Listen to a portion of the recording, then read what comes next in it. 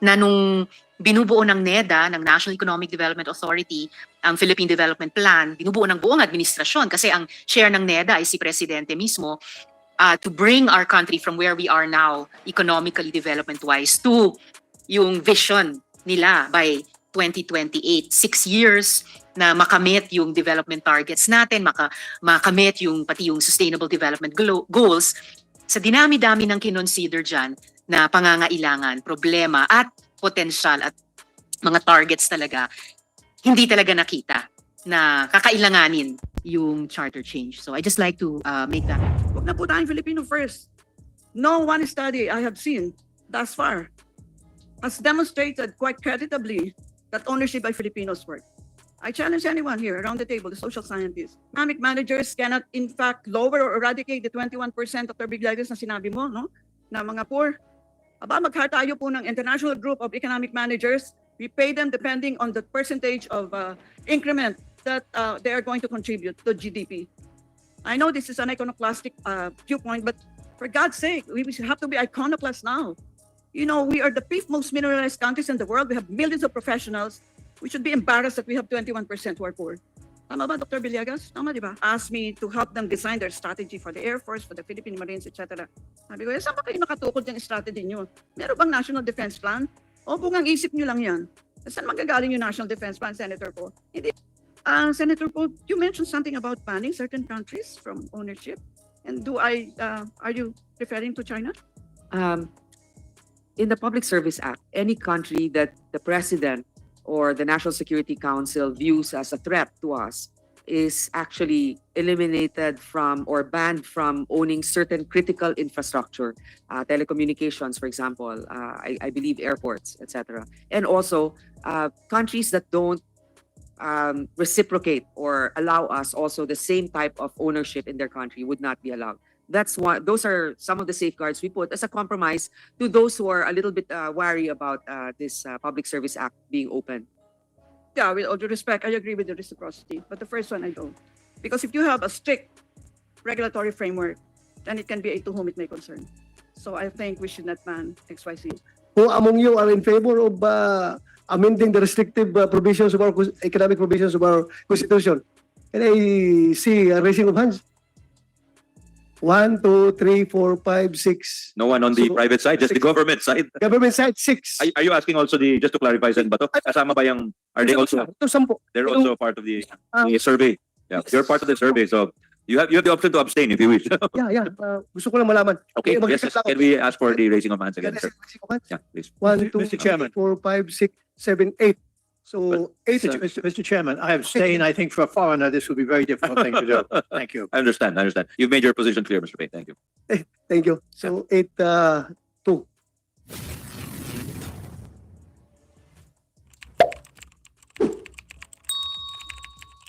Salamat po sa usapin na yan.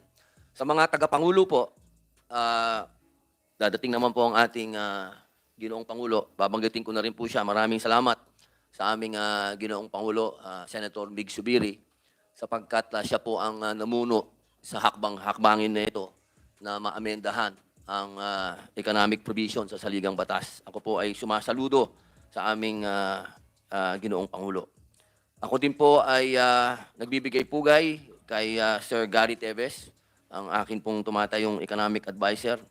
At ako po ay naliligayahan at kasama po natin siya ngayon bilang isang atin pong resource speaker. At ganun din po ang aking kaibigan na si Orion. Sir, maraming salamat po at nandito po kayo.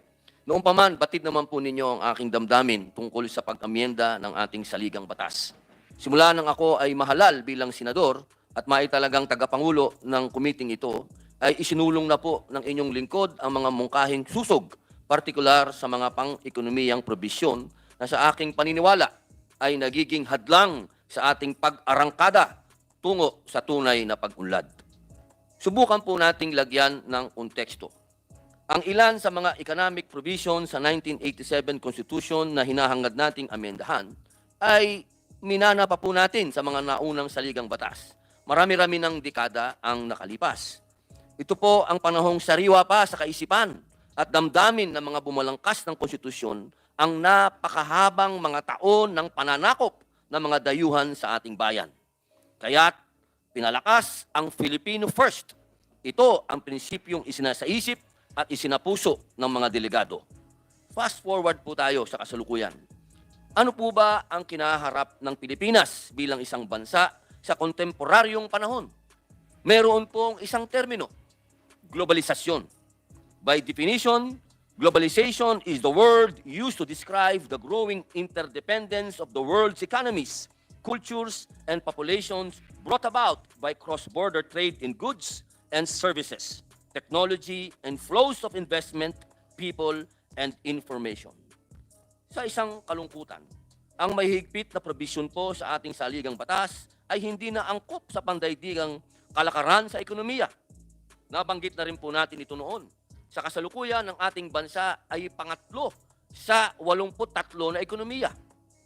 Sa pinakamahigpit sa mga regulasyon base sa Foreign Direct Investment Regulatory Restrictiveness Index ng Organization for Economic Cooperation Development. Base sa Foreign Direct Investment Attractiveness Scorecard noong 2020, ang Pilipinas ay nasa dulo, 13th sa 14th na ekonomiya sa Asia Pacific. Pang 13 po tayo sa 14 na ekonomiya sa Asia Pacific. Batid naman po nating sinubukan na itong gamutin sa pamamagitan ng pagpasa ng Public Services Act. Subalit nga po, nung ating binigyan diin nung nakaraan at binanggit din ng ating Senate President Juan Miguel Zubiri, ang nakabinbing pang-question po nito sa Korte Suprema ay nagbibigay pa rin ng alinlangan sa mga dayuhang mamumuhunan. Ito po ang dahilan kung kaya't hindi pa tayo makaarangkada sa implementasyon ng batas. Sa paghahain po ng resolusyon bilang 6 ng ating mga iginagalang na mga senador, Senate President Zubiri, Senadora Ligarda at Senador Angara, natutuwa po ako na mabibigyan ng pagkakataon ang diskusyon sa pagpapaluwag ng ating konstitusyon tungkol sa mga restriksyon sa mga pampublikong kagamitan, institusyong pang-edukasyon at industriya ng advertising. Ako po ay nagpapasalamat sa tagapangulo ng Senado sa kanyang malawat at pangunawa sa prinsipyong aking tinitindigan, gayon din sa aking mga kasamahan dito sa Senado. Muli po, ako po ay nagpupugay sa ating Pangulo ngayon ng subcommittee na ito, Senator Sani Angara, sapagkat ito pong hakbang na ito ay tunay na aking pong pinaniniwalaan na makatutulong sa pag-unlad ng ating bansa at makawala po sa tanikala ng pangungutang sapagkat sa usapin po ng lohika, kapag ka may investment, ibig sabihin may puhunan. Kapag ka may puhunan, ay merong iikot na pera. At pag umikot ang pera, magkakaroon po ng trabaho, magkakaroon ng tamang sweldo, at magkakaroon po ng ibig sabihin ng pagtakbo at pag-ikot ng ekonomiya. Kaya muli po, maraming salamat at mabuhay po. Maraming salamat, Chairperson Senator Robin Padilla, ang chair ng ating Committee on Constitutional Amendments. Thank you for the kind words. Senator Robin Hood Padilla is recognized. Maraming salamat po, Ginoong Pangulo, at sa ating pong pinunong mayorya. A'udhu billahi minash shaitanir rajim. Bismillahirrahmanirrahim. Alhamdulillah rabbil alamin. Bismillahi wassalatu wassalamu ala rasulillahi. Assalamualaikum warahmatullahi wabarakatuh. Ginoong tagapangulo, sa mga kagalang-galang na miyembro ng lupon na ito, tumitindig po ako sa pulpitong ito sa bisa ng kolektibo at personal na pribilehyo na iginawad sa inyong abang lingkod ng mamamayang Pilipino. Napaka-init po, masalimuot at mapanghati. Ganito po ang aking paglalarawan sa mga pangyayaring bumalot at nangingibabaw sa mga ulo ng mga balita sa ating bayan nitong mga nakalipas na linggo at hanggang ngayon pong kasalukuyan. Mabuti na lamang po ay mayroong magandang balita na nangyayari dito po sa Senado. Hindi po mapagkakaila na pati po tayo dito, mahal na Ginoong Pangulo, ay may mga forces na gusto rin tayong guluhin. Katunayan, ang inyo pong lingkod ay pinipilit ng mga ibang forces na ito. Alam niyo po, Ginoong Pangulo, wala pong pinakamagandang nangyari sa pagiging senador ko kung hindi yung panahon na ang akin pong Ginoong Pangulo, ang Senate President, at ang Senate Tempor, at ang ginagalang kong Senador Sani Angara at Senadora Loren Ligarda ay nag-file na itong bill na atin pong dinidinig, isang resolusyon, isang panukala na nagbibigay buhay sa akin pong mga adhikain. Alam niyo po, Ginoong Pangulo, yun po ang pinakamagandang desisyon na nakita ko at pinakatamang desisyon na pamunuan po ito ng ating abogado at ekonomista na si Senator Sani Angara. Sapagkat ito po ay, ang pinag-uusapan po dito ay sanga-sanga. Sanga-sanga na po. Katunayan sa ginanap pong pagdinig kanina, ay napag-usapan po yung mga tensyon at mga diskusyon na nakaakibat ng panukala na ito. Itong resolusyon na ito, itong hakbangin na ito. Sapagkat hindi po may pagkakaila at kanina ilang beses din na sinabi na yung nasa Section 1, Artikulo 17 ng ating saligang batas na nagsasaad na ang anumang susog o pagbabago sa konstitusyon, ito ay maaaring ipanukala ng Kongreso sa pamamagitan ng 3/4 na boto ng lahat ng mga kagawad nito. Sa wikang Ingles, any amendment to or revision of this constitution may be proposed by Congress upon a vote of 3/4 of all its members. Marami na pong mga eksperto, grupo ng mga abogado, mambabatas, mga maestrado at legal luminaries na nagbigay ng kani-kanilang mga interpretasyon sa probisyong ito. Halimbawa po, ayon kina dating Justice Vicente V. Mendoza at iba pang mga bihasa sa konstitusyon, ang dalawang houses ay dapat magtagpo at magdebate ng sabayan, pero boboto ng hiwalay, separately. Malinaw po yan na ipinagdiinan ni Justice Vicente V. Mendoza. Gama din po natin ang silakbo ng damdamin ni Justice Mendoza sa ating pagdinig sa Committee on Constitutional Amendments and Revision of Codes sa kanyang naratibo tungkol sa talastasan sa pagitan ni na Commissioner Jose Suarez at Commissioner Florence Regalado sa komposisyon ng Section 1 at 2 ng Artikulo 17. Base po sa opisyal na record, sa paglilinaw ni Commissioner Regalado, sakaling bicameral legislative body ang mamutawi, sinabi po mismo ni Commissioner Suarez na ilalagay sa konstitusyon ang pariralang in joint session. Bagamat ito po ay tila nakaligtaan, hindi naman po tahimik ang mga tala sa intensyong ito. Ginoong Pangulo, atin pong binibigyan diin na sa 1987 Constitution ang mismong bumuhay muli sa bicameralism sa Pilipinas matapos ipatupad ang unicameralism noong 1973. Malinaw po dito ang intensyon ng mga delegado upang panatilihin ang bicameralism sa ating kasalukuyang konstitusyon. Nararapat din po nating isaalang-alang na sa probisyon pagdating sa kapangyarihang maghayag ng pag-iral ng kalagayang digma o Declaration of State of War, sinasaad po ng 1987 Constitution, the Congress, by vote of 2/3 of both houses in joint session assembled, voting separately, shall have the sole power to declare existence of a state of war. Yan po ay nasa Seksyon 23, Artikulo 6. Mas malinaw pa po ito sa sikat ng araw, Ginoong Tagapangulo.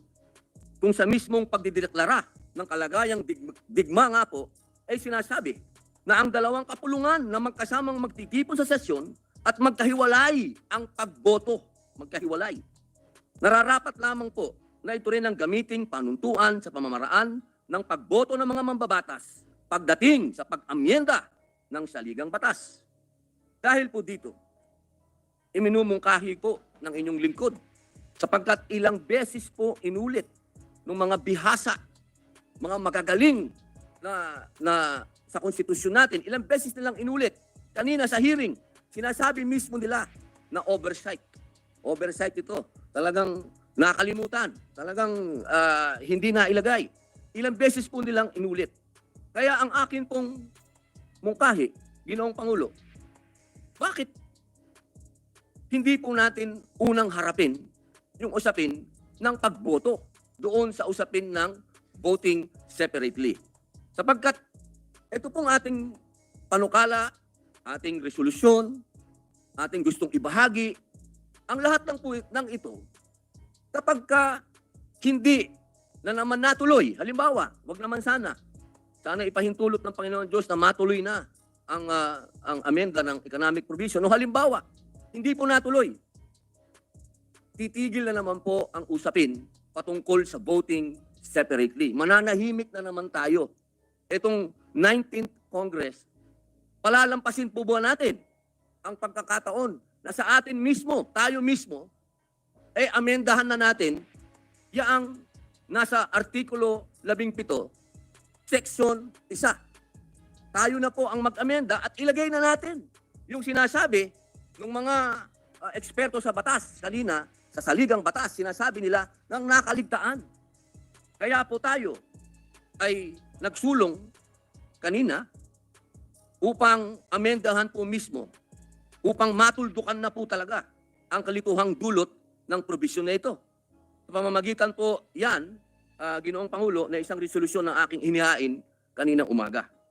Ayon nga po kay Professor Emeritus Dr. Gerardo P. Sicat mula sa School of Economics ng Universidad ng Pilipinas, merong mga pagkakamaling nakapaloob sa ating kasalukuyang konstitusyon na napagtanto lamang natin matapos ang ilang dekada ng pagtalima dito. Tama po si Dr. Sicat na kung ordinaryong batas lamang po ito ay napakadali ng maging proseso sa mga mungkahing susog. Subalit dahil ang supreme law of the land na po ang ating pinag-uusapan, hindi natin ito pwedeng basta-basta maisakatuparan. Ginoong Pangulo, ang akin pong salmo sa inyo at sa aking mga kasama, kasabay po sana nating talakayin ang patungkol po sa aking resolusyon na atin pong harapin na, ngayon na, itong patungkol sa voting separately. Sana po ay makasabay na ito sa ating pagdinig sa patungkol naman po sa pang-ekonomiyang probisyon. Sapagkat sa akin pong palagay, ito na po ang panahon upang linawin natin kung ano man po ang nakaligtaan ng mga bumuo ng 1987 Constitution. Tayo po ang maging daan upang malinawan, matigil na ang kalituhan, at tayo po magkaroon na ng katahimikan at hindi na maulit muli ang mga palitan ng salita, palitan ng mga press releases, sapagkat ito lamang po ang solusyon. Kapag ka ito ay naamendahan natin ang Section 1 ng Article 17, matatapos na po ang usapin. Yan na po ang magbibigay ng closure na talagang ang ating saligang batas, ang pinagtitibay ng ating saligang batas ay bicameral. Ang dalawang house at ang dalawang house na ito ay may kanya-kanyang power, voting power. Hindi po pwedeng kailanman ay maging jointly. Yun lamang po. Maraming salamat po, Ginoong Pangulo, at mabuhay po ang Senado. Maraming salamat sa ating kapatid, Robin Padilla. We'd like to start and resume. Call to order this second hearing on the amending the economic provisions of the Constitution. We'd like to acknowledge the presence of our colleagues, Senator Grace Po, the Chair of the Senate Committees on Public Services and Economic Affairs. Good morning, ma'am.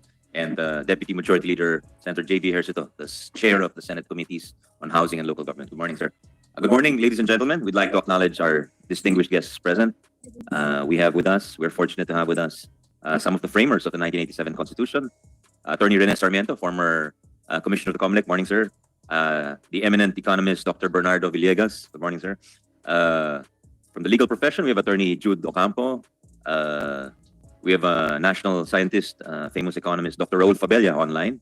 And we have from the chambers, the private sector, the Joint Foreign Chambers, Mr. Julian Payne, President of the Canadian Chamber of Commerce of the Philippines, Mr. Florian Cotain, I hope I'm saying that correctly, Executive Director of the European Chamber of Commerce of the Philippines, with Mr. Paulo Duarte of ECCP. Good morning. Dr. Joseph Emmanuel Angeles of the Foundation for Economic Freedom. Good morning, sir. Dr. Clarita Carlos. We have Dr. Emmanuel Doy Santos online. From the government agencies, we have NEDA, or National Economic Development Authority, USEC Rosemary Edilion, with USEC Crystal Lin Uy, Philippine Competition Commission Chairperson Michael Aguinaldo, Board of Investments Governor Marjorie Ramos Samaniego, Philippine Economic Zone Authority OIC Deputy Director General Jenny June Romero, Securities and Exchange Commission Attorney Gerardo Del Rosario. Good morning, Your Honors. I think that's it for now. Justice Antonio Carpio, we see him entering the hall. Good morning, Justice. So just to start the hearing off, this is specifically, we wish to focus on the amendment which deals with the public utilities and public services. That's under Section 11 of Article 12, the National Patrimony and Economy.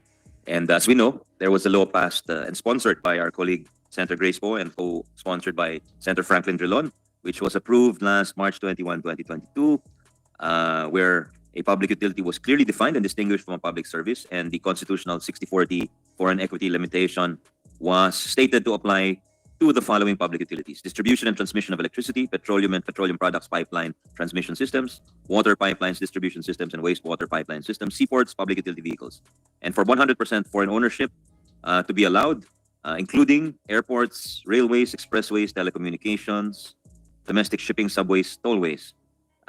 Mention of critical infrastructure, where foreign nationals will not be allowed to own more than 50% of capital unless there is reciprocity accorded in their respective countries to Filipino nationals.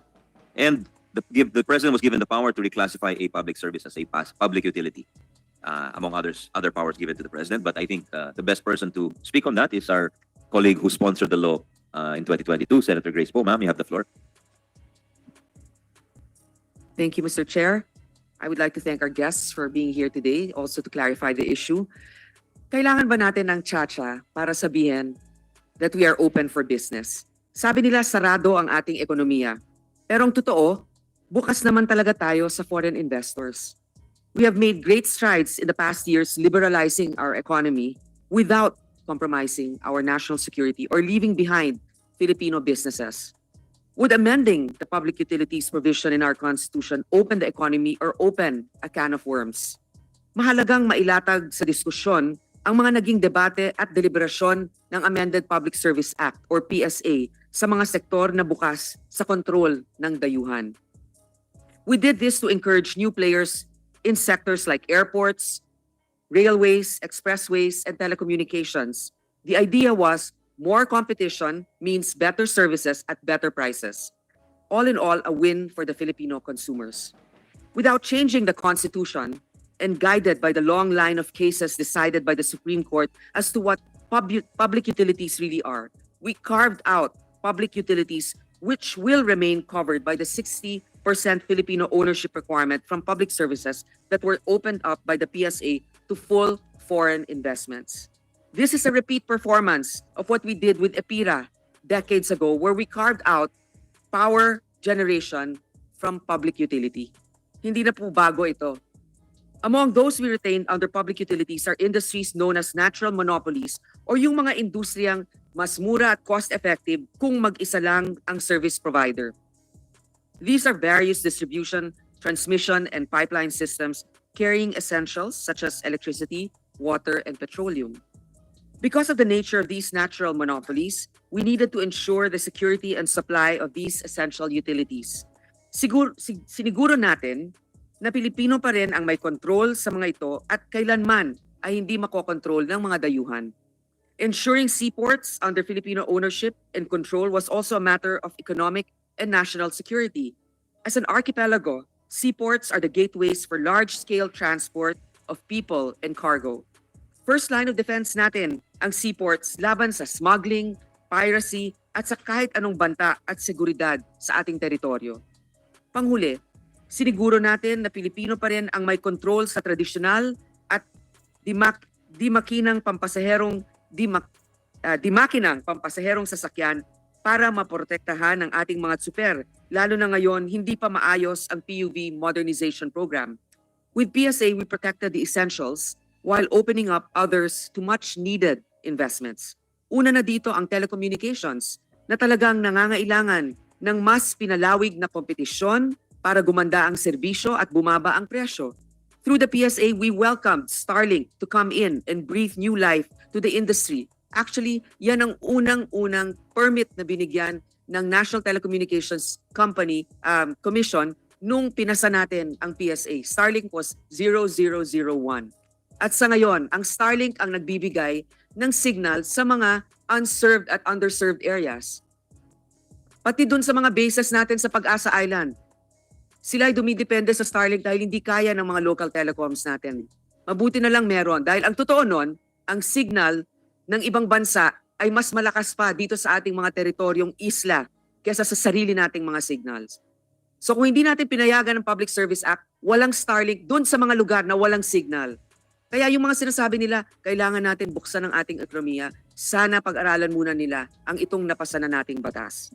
Bukod pa dito, binuksan din natin ang ating airlines at shipping lines to key investment, networks, and innovation. Kaya ngayon, meron na uling United Airlines flight from the Philippines to the United States.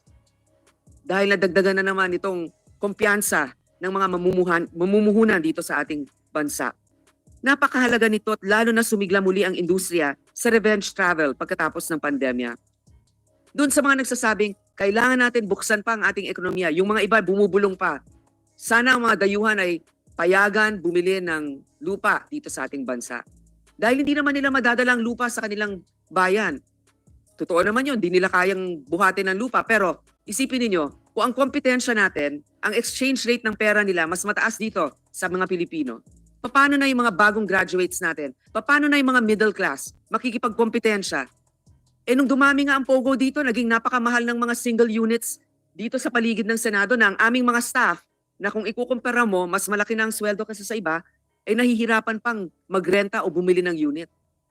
Bubuksan pa natin para sila ay makabili dito. Tignan din natin ang ating mga paliparan on how these can be revitalized through proper capital. We expect to see this realized in the upcoming NAIA rehabilitation. Kung titignan ninyo ang mga bidders natin dito sa NAIA, kasama dito yung mga nag-ooperate ng Incheon Airport, nag-ooperate ng airport sa Singapore, nag-ooperate ng airport sa Indonesia at sa New Delhi. Sapagkat na niliberalize na natin itong airport sector. As we open up these sectors, we also place safeguards to protect our national security and interests. For example, we banned corporations owned by other governments from investing in public utilities and critical infrastructure. Halimbawa na lang, yung isang banyaga na kontrolado ang kanilang mga kumpanya ay hindi pwedeng magmay-ari ng telecommunications dito sa ating bansa. Di ko nababanggitin, alam ninyo kung sino yan. Nalagay din dito na tayo ay may reciprocity requirements for critical industries para patas ang kalakaran. Halimbawa, dito sa Pilipinas, pinapayagan natin 100% ownership ng telecommunications. Pero sa ibang bansa na gusto mag-invest dito, hindi naman nila tayo pinapayagan, hindi din natin sila papayagan dito. Diba? Para meron din tayong proteksyon para sa atin. More importantly, binigyan natin ng kapangyarihan ng ating presidente na isuspend o pagbawalan ang kahit na anong transaksyon or investment na magbibigay control sa dayuhan sa isang public service kung ito ay may banta sa ating national security. So kung meron tayong isang bansa na pinagdududahan, kahit na sabihin natin bukas ang ating ekonomiya, pwede nating sabihin, sorry, kayo, hindi namin, wala kaming kumpiyansa sa inyo. Alongside PSA, we are positioned to attract foreign investments through the amended Foreign Investments Act and the Retail Trade Liberalization Act. The amended IRR of the Renewable Energy Act now allows up to 100% foreign investments in renewable energy resources.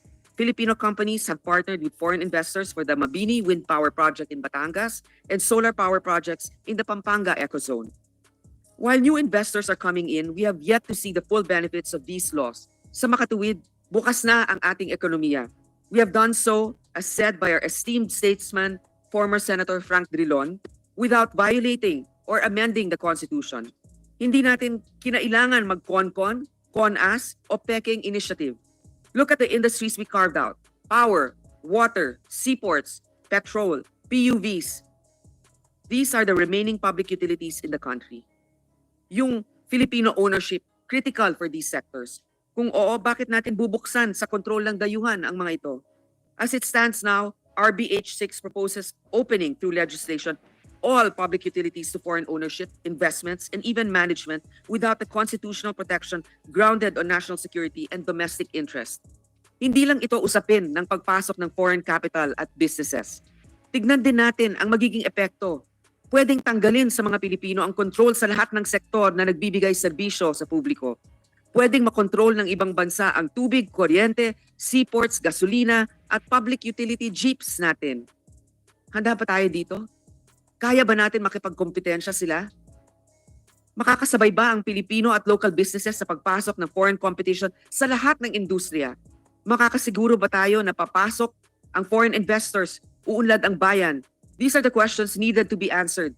Nasa pag-amyenda ba ng konstitusyon o palagi na nating sinasabi, nasa pagpapalakad ng ating mga ahensya, pagbawas ng korupsyon kung hindi man tanggalin ng todo-todo, at paglimita ng bureaucracia. Amending the Public Service Act took several congresses and decades of data gathering and study. Countless hours of debates, interpellations, amendments, and discussions were poured in to craft just one particular carving out in our Constitution. Talagang pinag-aralan natin ang pangangailangan at epekto ng pagbukas ng bawat sektor. Kung dumaan sa butas ng karayom ang 86-year-old Public Service Act, mas lalong kailangan nating masunod, masuyod ang pag-amyenda ng ating 37-year-old na saligang batas. Kaya maraming salamat sa inyong pagdalo ngayon para liwanagin ang ating diskusyon ngayon at sa ating chairman sa pagpayag na magbigay ako ng pangbukas para dito sa ating diskusyon ngayong araw. Salamat po. Thank you very much, Senator Po, for expounding on the law she sponsored, the public services, the amendments to the Public Services Act, which are very relevant to today's discussions. We'd like to acknowledge also the Deputy Minority Leader, the Chair of the Senate Committee on Women and Children, Senator Risa Hontiveros. Good morning, ma'am. As well as other guests who have just arrived. Department of Finance Undersecretary Bayani Agabin. Morning, sir. DTI Undersecretary Fita Aldaba. Good morning, ma'am. From the Australia-New Zealand Chamber of Commerce, Kimi Sui Duar. Morning. I hope I said that correctly. The ICT Assistant Secretary Renato Paraiso. Morning, sir. I think that's it. So we'd like to turn it over to our colleagues. Senator JV, if you have any. Senator Risa, any opening remarks before we turn it over to our guests, please. Yes, thank you, Chair, and salamat din, Sen. JD. Magandang umaga po muli sa ating lahat. Maiksi lang po dahil pagpapatuloy lang ng hearing, pero siguro magbibigay na ako ng preview ng aking mga concerns. Ayon mismo sa ilang resource persons sa huling pagdinig, Chacha is divisive and is not worth it. And I agree with them. Pero gusto ko din siya sa atin yung sinabi ng isang resource person na the patrimony provisions in our Constitution as a business model are passé. Laos na ba talaga ang ating saligang batas na nangangalaga sa pang-Pilipinong likas at gawang yaman? Ngayon pong araw, pag-uusapan natin ang public utilities. Alam niyo po, ni-review ko ang mga discussion noong Public Services Act na katatalakay din ni Sen. Grace, and I saw the great care this Senate took when we identified the critical utilities that would still be under the protective mantle of the constitutional provisions on foreign ownership. Sa amyenda natin na ito, pati po ang critical utilities natin fair game na for future Congresses to give away. Yes, even to state-owned foreign companies which pose grave national security risks. Hindi ba't nagalit tayo noon nung lumabas na ang mga manual ng NGCP na may hawak sa ating state grid ay nakasulat sa Mandarin at hindi mabasa ng ating Pilipinong inhinyero? I'm also interested to find out if the problem really is the lack of foreign investments or our chronic failure to address anti-competitive, monopolistic behavior. Imbes na basagin ng charter change ang monopolyo ng mga dominant domestic companies, papalitan lang ba sila ng mga dayuhang kumpanya? Ganun din, baka mas malala pa. Baka ang mangyari, tatanggalin natin ang state grid kay C, pero ibibigay naman kay C. Sa gitna ng malalang alitan sa West Philippine Sea. Naalala ko ang mga ito at naalala ko ang aking tito, the late nationalist economist Alejandro Lichauco, na sinabing imposible ang pag-unlad ng bansa kung kontrolado ng dayuhan ang ekonomiya na bumubuhay dito. A nation that is poor, dependent, exploited, and oppressed by others, he warned, quote, can only have a population of farmers and workers similarly poor, dependent, exploited, and oppressed, close quote. Salamat po, Mr. Chair, and I'm ready to engage later. Yes, thank you, Senator Risa. Senator JV. Yes, thank you, Mr. Chair. Anyway, we're here to listen, of course, our resource persons, but I guess our two colleagues have already set the tone on what we want to find out. The Public Services Act was really scrutinized by the Senate and made sure that under our chair, Senator Grace Po, that it would be for the benefit of the Filipino people to improve our utilities and other infrastructure and others. Likewise, Mr. Chair, we just recently passed the public partnership, public-private partnership code, no, which are all intended to improve our services, infrastructure, energy, and utilities here in the Senate. I think we just have to give these measures the chance that to be realized. So is it really charter change really needed at this point now that these two legislations were already passed, which are intended to improve our utilities and others. Mr. Chair, of course, our energy and infrastructure has really fallen behind. We have fallen behind our ASEAN neighbors. These are requisites for industrialization and development. The high cost and efficient supply of energy really has really hindered our growth, and but as mentioned by our Chair Committee on Public Services, EPIRA was enacted in 2001, wherein the Naku power plants, power generation, transmission, distribution were privatized and was intended to foster to encourage competition. Ang nangyari lang po, yung privatization ang natuloy, yung presyo ng kuryente remained high. Kaya nga sabi ng EPIRA, mukhang ipinera. So we really have to be very careful about all of these things. We cannot rush. We cannot put deadlines. No, we cannot be pressured because it's not very easy to amend the Constitution. Wanted focus on the scandal that we have. Supreme Court regarding the Constitution. Good morning, Justice. Good morning, Mr. Chair, Your Honors. Thank you for inviting me on this topic. The proponents of the Present People's Initiative blame the restrictive provisions, economic provisions of the Constitution for the low foreign direct investments, the high unemployment, and the slow economic growth of our country. These are all false reasons. The Philippines today has one of the most liberal foreign investment laws in ASEAN as well as in Asia. The Philippines, without amending the Constitution, has passed several laws to open the economy to 100% foreign ownership. The recently amended Public Service Act reclassified several businesses as public services open to 100% foreign ownership. Local banks are open to 100% foreign ownership under Republic Act 10641.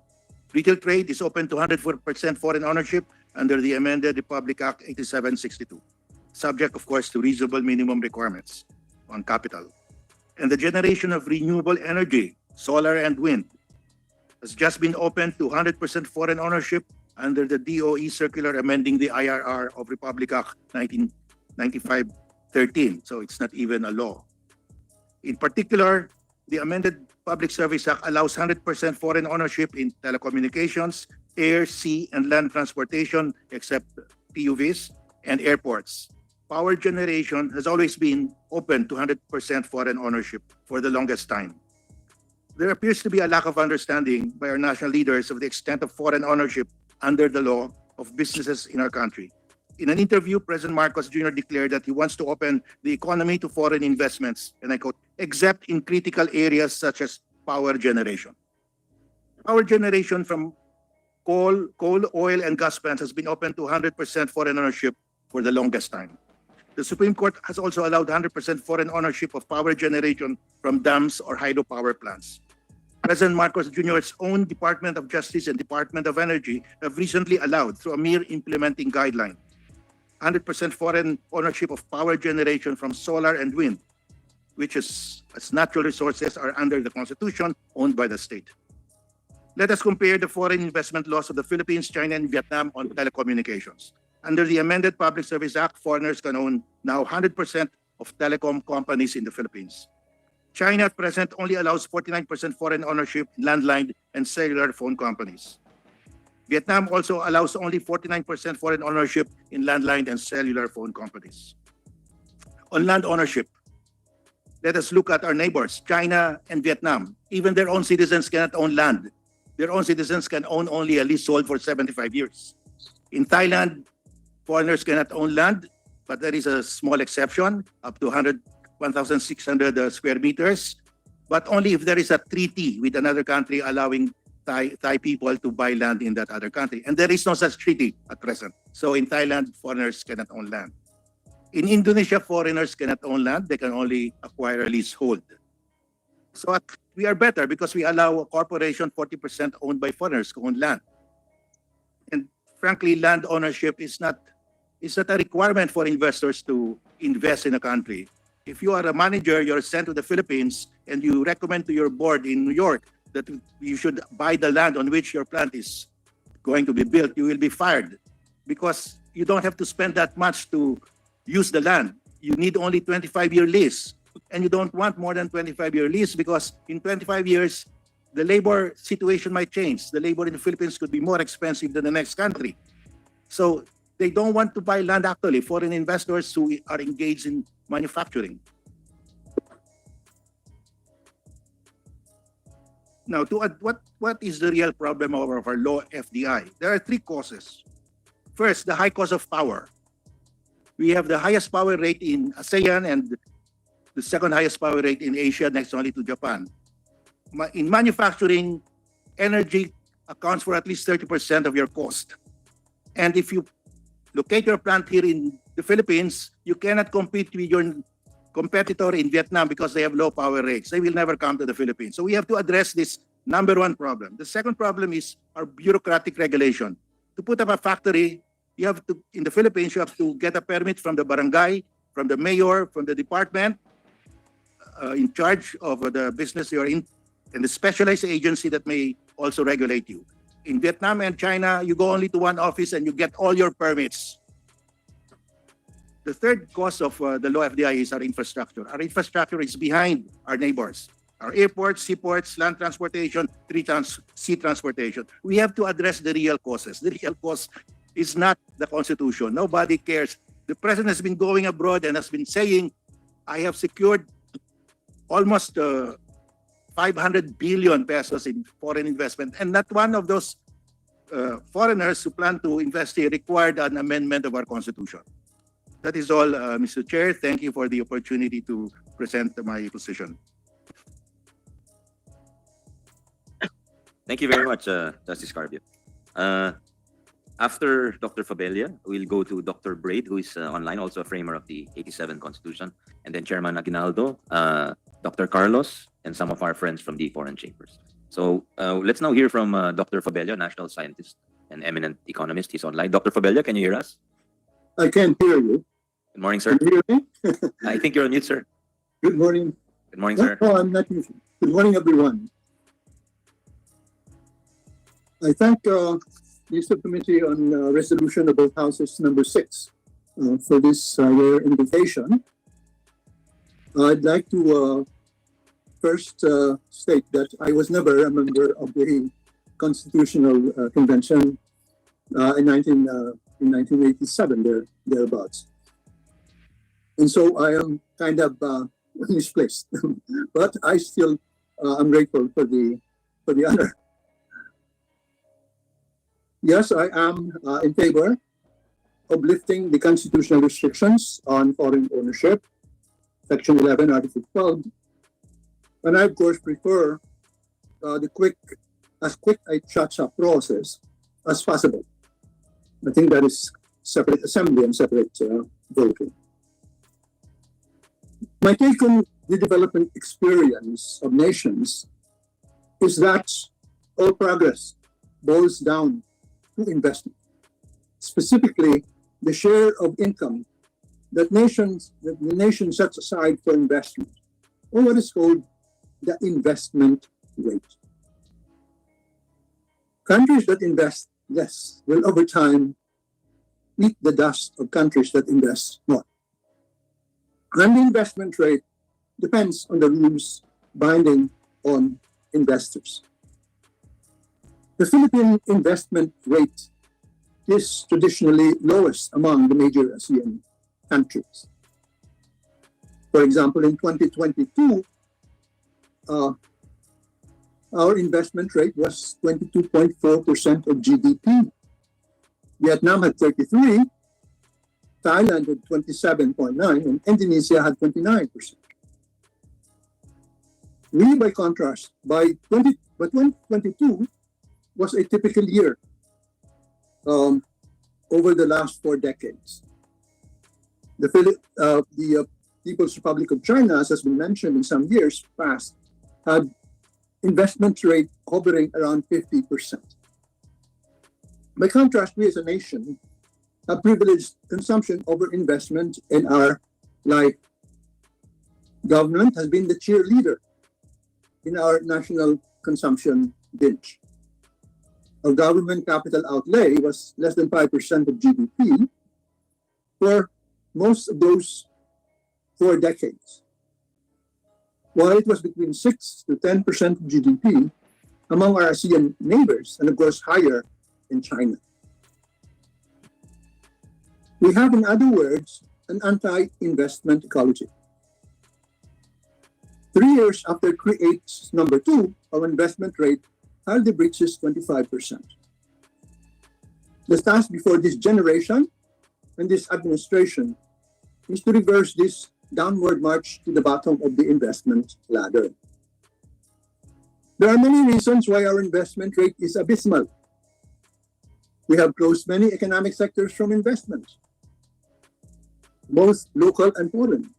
Agriculture was closed for all that time from large private investors because of the property rights shambles stemming from the land reform program.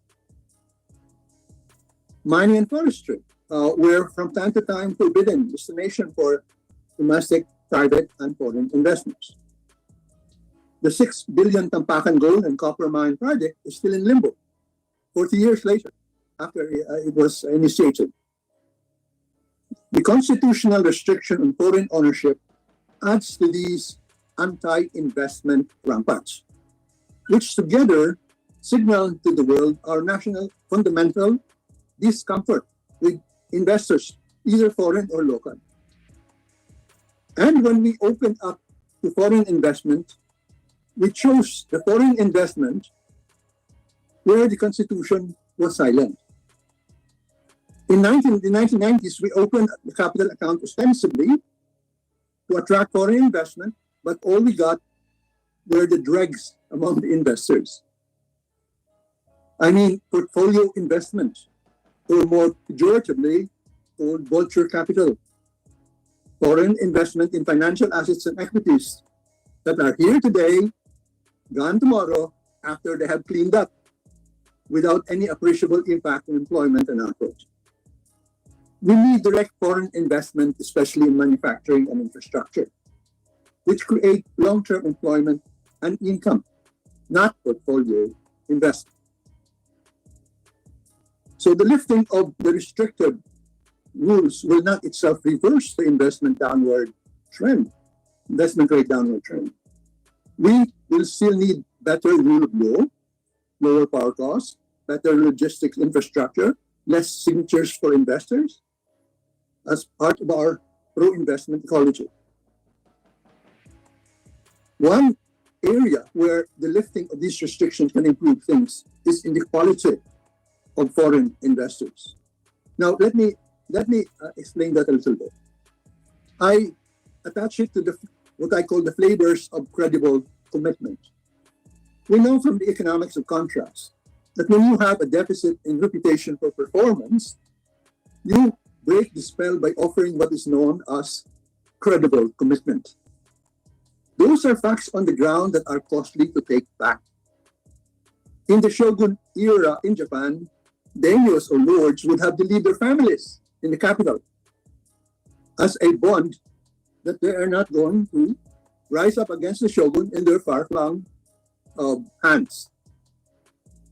Newbies in a new car marketing offer longer repair or replacement guarantees to overcome reluctance with plunging onto the unknown.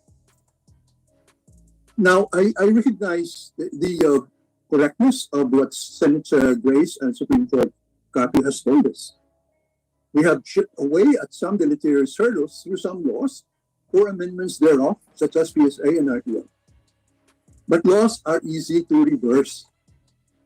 The more credible signal of our commitment to be open is the lifting of the constitutional limits, since constitutional provisions are more difficult to change. We have been talking about changing the Constitution for over 40 years.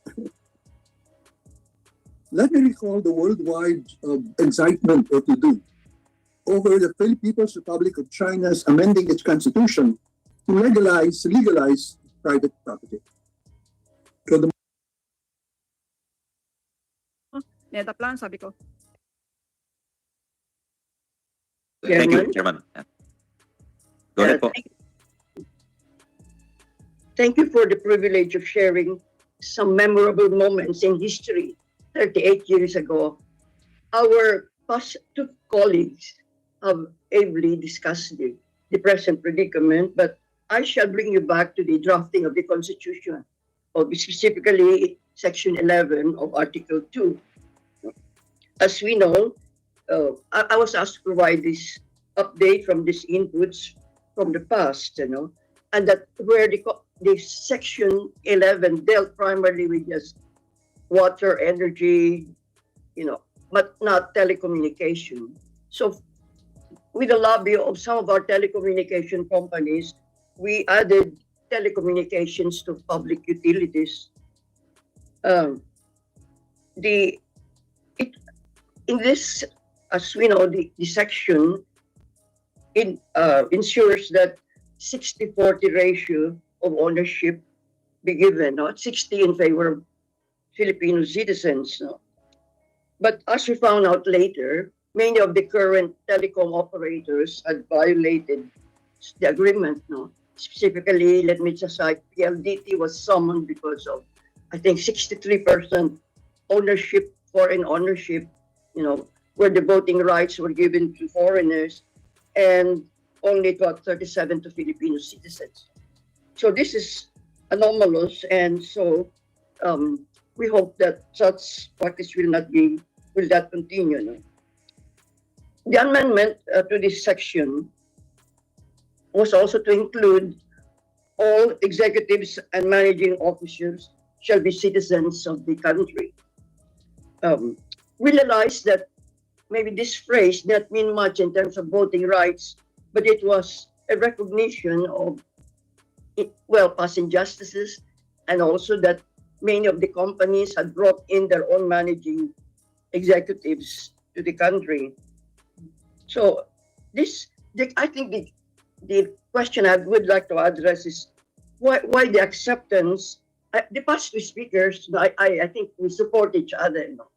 That we retain the provision on chapter 11, on chapter 12, on the 60-40 sharing, even a little more in favor of Filipino citizens. Why? Because the twin concept of national economy is patrimony, and if we take out the rights of our citizens, we lose our patrimony. So this is the reason why I think, and it's been emphasized in this article, that the concept of ensuring that our economy is owned by Filipinos, and that the exploration and development shall be undertaken under the supervision and control of the state, and that the state should undertake joint ventures only with Filipino citizens or companies, at least 60% of which are the capital of which are owned by our citizens. This is an apparent move, as we know, by the Foundation of Economic Freedom to amend at least nine articles on economics, on the economic provisions of the Constitution. But I trust that we not only retain Section 11, even the specifically referring to the phrase that states encourage equity participation in public enterprises by the general public, and that participation of foreign investors in the growing economy of any utility and enterprise shall be limited to their proportionate share of capital. And all managing and executive officers must be Filipinos. Now, going now to the present, to us, communication theorists and practitioners, we are alarmed by the fact that there's a lot of misinformation and disinformation and fake news. And it is therefore extremely important to the state to protect its integrity, security, and national sovereignty. Communication technology can be utilized for the common good, and it won't be possible unless you are vigilant. We can lose what most important to our survival, no? Which is our natural resources, as well as our integrity and sovereignty, especially now by allowing the continuing disinformation that could destroy our national fabric. I will not delve much into the importance of communication technology or the role of communication in creating disinformation, which is now probably one of the worst troubles of the country. No?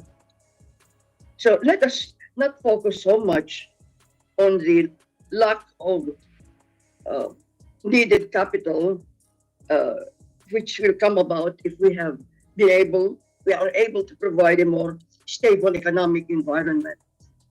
So I would again plea about retaining 60-40 provision in the Constitution, and that we ensure that the other economic provisions of national economy and patriotism be honored, as our future depends on a strong state, strong nation that is built on Filipinos who love their country. So thank you very much. Thank you very much, Dr. Braid. Next, Chairman Aguinaldo. Morning, sir. Good morning, Your Honors. Thank you for the invitation. I was specifically asked to comment on the proposed amendment to Article 12, Section 11 of the 1987 Constitution on public utilities. Again, I must stress that I'm looking at this from the lens of a competition authority. And ordinarily and generally, removing barriers to entry is good for competition.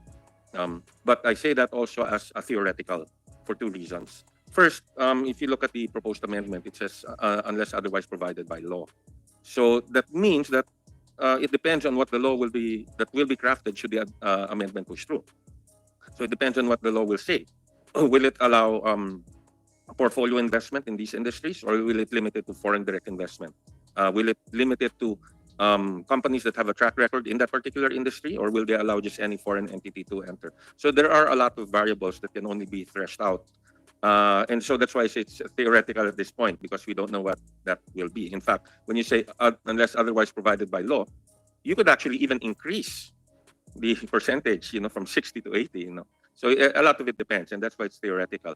Secondly is, when you talk about effects of competition, you are looking forward. But at the end of the day, the proof is in the pudding. Okay, so recently we've had the PSA amendments, we've had retail trade liberalization, I think the second time already. And so you would only know the effects on competition from the implementation of these laws. And I guess at this stage, it might be a bit too early, especially for the PSA, since it's quite new. So that's why we would say in a theoretical level, yes, it would be good, but decisions are not based solely on competition principles. There are other principles that are involved, other things that you also have to look at. So I guess from a competition standpoint, in theory, yes, it would be, removing barriers to entry would be favorable to competition. Okay, thank you. Very much, Chairman Aguinaldo. Now we'd like to hear from Dr. Carlos, and after that, the Chambers of Commerce, and then Dr. Angeles, Attorney Ocampo, Dr. Santos, and Mr. Francisco, the President of Video Capital. So, Dr. Carlos, please. Yeah, thank you very much. Good morning, everyone.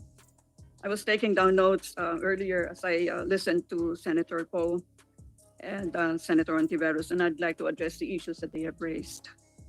I think I'd like to take from the point of view of social scientists who's looking at this from a macro standpoint. So I will not go into the nitty-gritty because all my colleagues here have already addressed many dimensions of the issue. I think the first question of Senator Grace is, do we need to change the Constitution to declare that we're open for business? And the quick and dirty answer there would be no, because you already are making so many legislative actions to open up the economy. But I think the challenge there is it opening up enough, or are we addressing really what we want to happen? Here, I'd like to go into a bit of epistemology, if you don't mind, which is, when you establish something and you say that you know something, that means you have identified the composite of variables which will bring about a particular result, isn't it? Now here, as I listen to the very intelligent comments around the table and those who are joining us virtually, and I noticed that we are not able to categorize our variables into most critical, less critical, and so on. In other words, we don't have an ordinal list where one is first, second, etc. And that one, as I agree with Dr. Fabella, cannot be an article of faith. It has to be empirically grounded.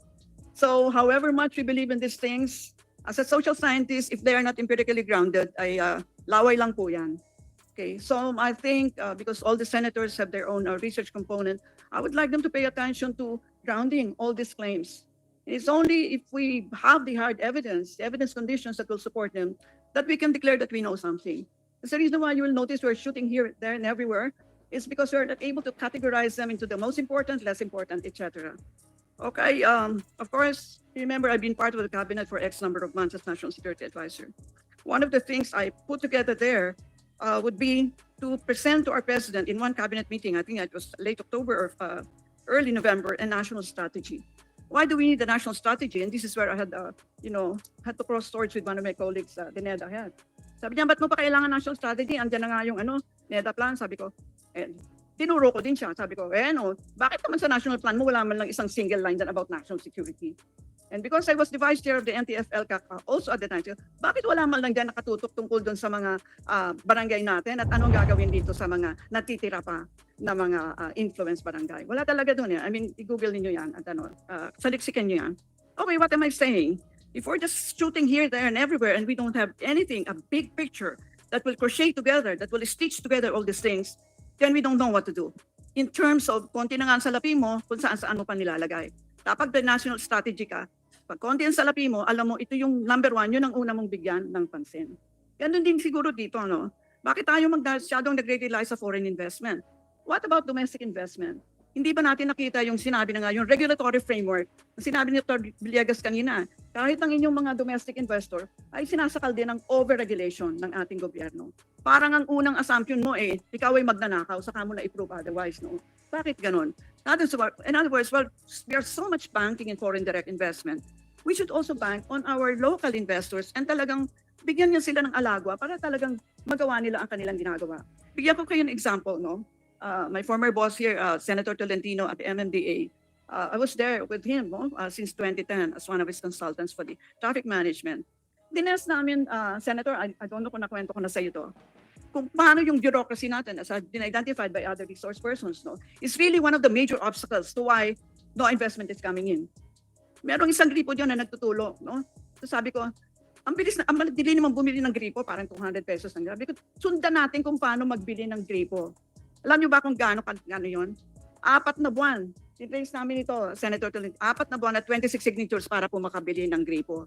Gusto ko lang to make the point na the bureaucracy really matters. You have a Byzantine bureaucracy, and I have seen polls of foreign investors telling you that there are two major things, critical variables that matter to them, are Byzantine bureaucracy and the level of corruption.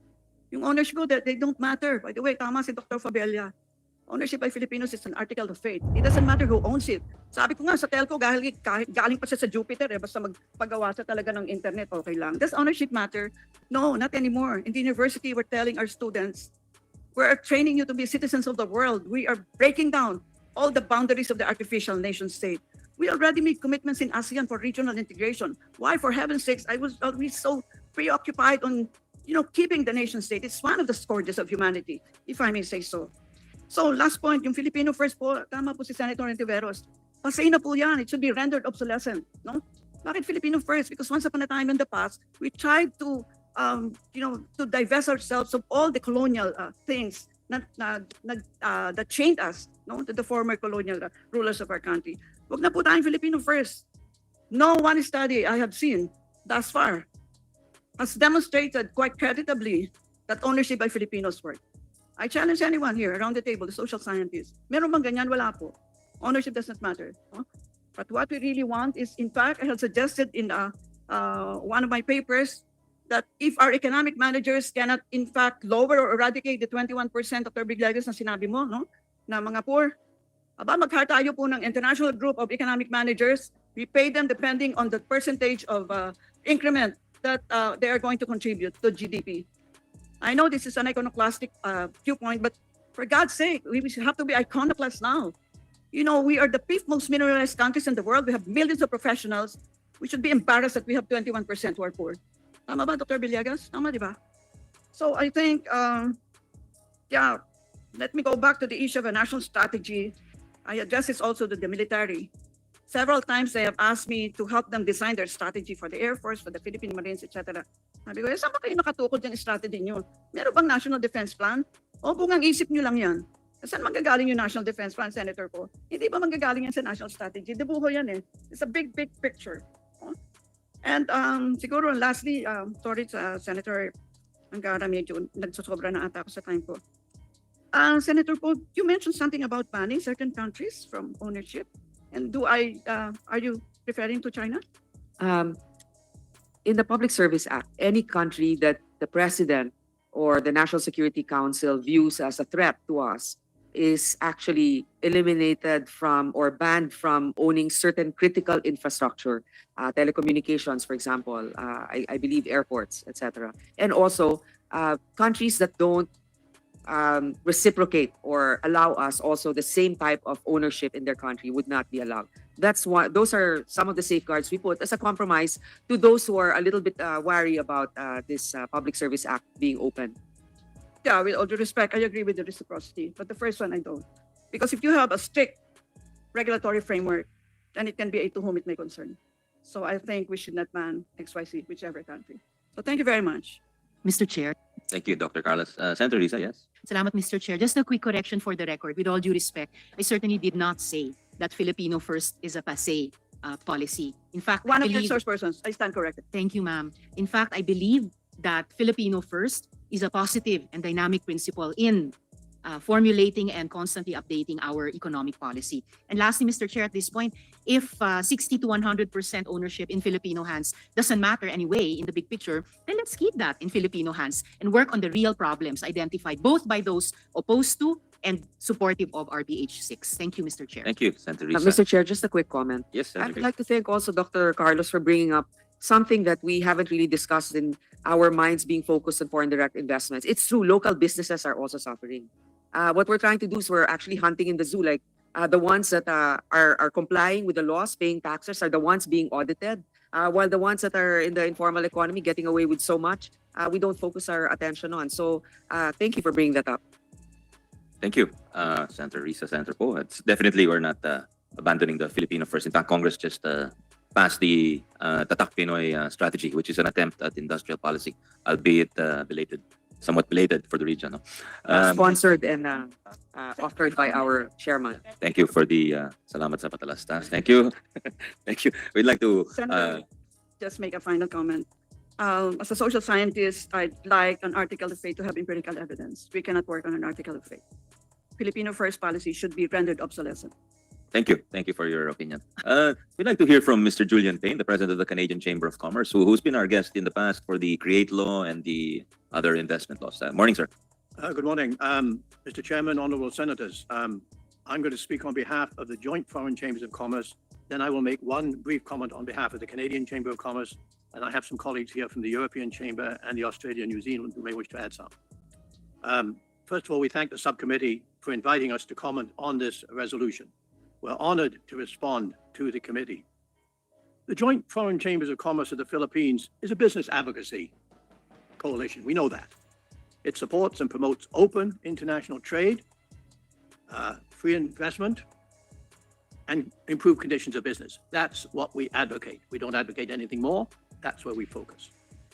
The Joint Foreign Chambers of Commerce supports the easing of restrictions on foreign direct investment wherever this is possible. And I'll make a caveat to that in a moment. We are of the opinion that the removal of economic restrictions would facilitate increased foreign direct investment in sectors where such investment is currently restricted. We recognize that the government's mandate and indeed duty in all countries is to protect national interests through some restrictions on FDA. That happens in every country. In this respect, that we note that most national economies, this interest is protected by use of legislation or executive action, not in constitutions. The advantage of using legislation or executive action is that with these forms of regulation, both the legislature and or the executive can quickly adjust to changing business conditions and the international environment. Whether this is required by changes in technology, treaties, or just new opportunities for business. In recent years, the Congress, in its wisdom, has done just that with respect to amendments of PSA, the Foreign Investment Act, the Retail Sales Legislation Act. Our neighbor country, Indonesia, opened more than 200 sectors to foreign investment, again by the same technique. We have noted various past proposals to remove constitutional restrictions to foreign investment, including removing these altogether, or as an alternative, to insert the phrase, unless otherwise provided by law, as proposed by the resolution, for sectors advertising, basic education, and so on. This second alternative provides the Congress the power to adjust restrictions as it deems necessary. While the second alternative may not be as strong a signal to foreign investments as the first, it makes possible, if the Congress so decides, to further ease restrictions or not, that would facilitate foreign direct investment. The Philippine economy is now more integrated with the global economy than it was over 30 decades ago. The country has joined the WTO, the ASEAN Economic Community, and RCEP most recently. It has free trade agreements with Japan, Korea, European Free Trade Association, and will probably need to negotiate further FTAs, such as with the Comprehensive Trans-Pacific Partnership, to remain competitive and to exploit these opportunities for the Filipinos. Many of these developments emphasize the need for free movement of capital and a level playing field between foreign and domestic investors. And that gets to the core of the question of the economic provision. That is the statement of the JFC. I would like to make one comment on behalf of the Canadian Chamber. It seems to us we have two questions before us, and they're quite distinct. One is the question of restrictions in various sectors or not. This was made a point by Attorney Aguinaldo. It could range from 100% to 0% in any sector. The second question is quite a different one, is where are the restrictions going to be set, in the Constitution or in legislation? Now, the reality of the business world today is things are changing very rapidly. 30 years ago, we did not have online education. We did not have online advertising. The conditions have changed, and they will change faster and faster as we move forward. And I think it's imperative that the committee consider which is the most appropriate body to adjust to and propose restrictions, whether they be 100%, 60-40, or 0. There are two separate questions. Thank you very much, Mr. Chairman. I would ask whether my colleagues wish to add anything. Thank you. Salamat po. Yes, Mr. Florian Gotain, the Executive Director of the European Chamber of Commerce. Thank you, Mr. Payne.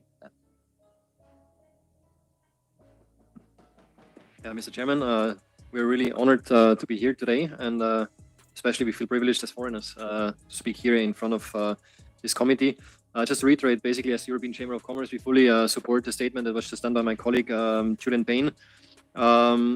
Again, just reiterating that amending the Constitution is purely a Filipino matter, that we appreciate that if we have been invited, and if the Filipino people decide to amend the Constitution, we would actually be in favor of removing the economic restrictions from the Constitution. If you look at, again, coming from what my colleague Mr. Payne said, if you look at recent amendments to PSA, to RTLA, FIA, but also the DOJ opinion on the implementing rules and regulations of the Renewable Energy Act, have really created a more conducive business environment for foreign investors to come in. And as you clearly can see also in the last 1.5 years, this has really opened the floodgates for foreign direct investments, in particular also coming from Europe when it comes to renewable energy projects. So you can really see that what is being done here in the Senate and the Congress has really a huge impact also then on how foreign businesses react to it. If, I think it was earlier mentioned by Dr. Villegas, this will have the same impact on education and advertising. We don't know. Maybe it's more about the quality of investments there when it comes to education, to improve the level of education or the offer of education here in the country as well, because this is also critical for the competitiveness of the country, as well as then also for our investors here to have qualified Filipino workers, especially also when it comes to new jobs, green jobs that we don't have yet here in the country. Thank you very much, Mr. Chairman. Mr. Chair, just as a Yeah, follow-up, thank you, Mr. Godin. Yes, Senator Po. with the foreign chambers, when we passed the PSA, I believe you were quite jubilant about it, right? What's the feedback among in your community when we passed the PSA? Yeah, Mr. Chairman and Madam Senator, it was a very positive feeling actually that, after 80 plus years, this law has finally been amended. And as I mentioned earlier, it really has contributed to the attractiveness of the Philippines among the foreign investors. So did you see any improvement in terms of interest and actual investments that came in after it? Yes, absolutely. I mean, I can just give you the example of the European Chamber. We grew last year by more than 130 members. We are altogether 800 members, and just last year we increased our membership, new foreign investors coming in by 130 new companies. Is there now concern because of this issue on amending the Constitution with regards to our foreign investors being a little bit hesitant because of the issues surrounding this now? Well, I have to be honest, we got some calls from some of our members following the news and the political debate about how this might unfold or in which direction it could actually move further. So there is some uncertainty out there, yes. Thank you, sir. Thank you. Mr. Duarte, would you care to add to that, or is that your position as well? I represent the European Chamber as well, and I think my colleague Florian already stated. I might add one sentence, is that Please. We are very honored to be here. We understand that is a Filipino debate, and we don't want to be, let's say, deeply involved in promoting solution A or solution B, but we are also very honored that we have the chance to put our positions. So, but in a sense, that this could be an opportunity to awake interest from more foreign investment in the country, knowing that, and I hear we can talk for the European investment. So for 100% investments in Southeast Asia, only 4% come to the Philippines. And we need to work together to increase this number. And everyone that needs to contribute. The European Chamber from one side to attract, but also a country to accept and welcome foreign investment. So that's my just add on the topic. Thank you. Well, that's a useful statistic. Thank you, Mr. Duarte. Ms. Duar, care to say anything for the New Zealand and Australian Chamber? Same position as my fellow JFC colleagues as well. We are very supportive of coming into the country. Australia, New Zealand, especially Australia now has launched their economic strategic partnership for the next 17 years with Asia up until 2040. So we have also seen an uptick of Australian interest wanting to come over. So same position as stands. Thank you. Thank you. That's very brief. Dr. Angeles, care to comment on the provisions we have? Okay. Yeah. And perhaps, Dr. Angeles has been a valuable resource during our public services bill hearing. And I would like to hear if perhaps he feels now compelled that we should open up other public services, public utilities, or are we okay so far with the PSA? Yes, please Based on go your ahead. observation. Please go ahead, sir. Yeah. Honorable Chair and members of the committee and distinguished individuals in attendance. First, perhaps as regards, first I had the honor of working with Senator Po and her colleagues regarding the Public Service Act amendments. That law was founded on what we believe to be the appropriate interpretation of the provision. That in fact, public utility regulation was focused on the regulation of natural monopolies and their ills, and that the remaining, most of the what were remaining sectors that were classified as public utilities in the Public Service Act amendments were considered to be natural monopolies. Those specifically that are considered by the economic literature to be still natural monopolies would be electric power transmission, distribution, water pipeline, distribution sewerage, petroleum distribution through pipeline specifically. And as I'm elated to note that from the foreign chambers that this has been helpful. That said, I would I would like to address a few of the points mentioned earlier. While The members of the bench, is that define what's in the for its information. Next slide, please. Hindi talaga nakita na kakailangan. Sorry, 2019. 2019. In the case of Singapore and also Malaysia later on, there was that conscious, that was a deliberate effort in their case to really build a knowledge economy, to be an education hub for Asia. And so actually there was even a time that they were very active in poaching, all the good professors, whether in the Philippines or in other countries, because they really wanted to build that knowledge economy. And actually, they succeeded because there have been many campuses of international schools that have that were set up in the Philippines. Now, in Singapore. Now, you might say that we already passed the Transnational Higher Education Act, which already allows for exchange programs, etc. But the problem is that it did not touch on the 60-40 in terms of the ownership of the foreign schools. And then I also looked at the review by the British Council of the higher education institutions in the Philippines, and they listed actually 10 various provisions that they have to face if you are a foreign school.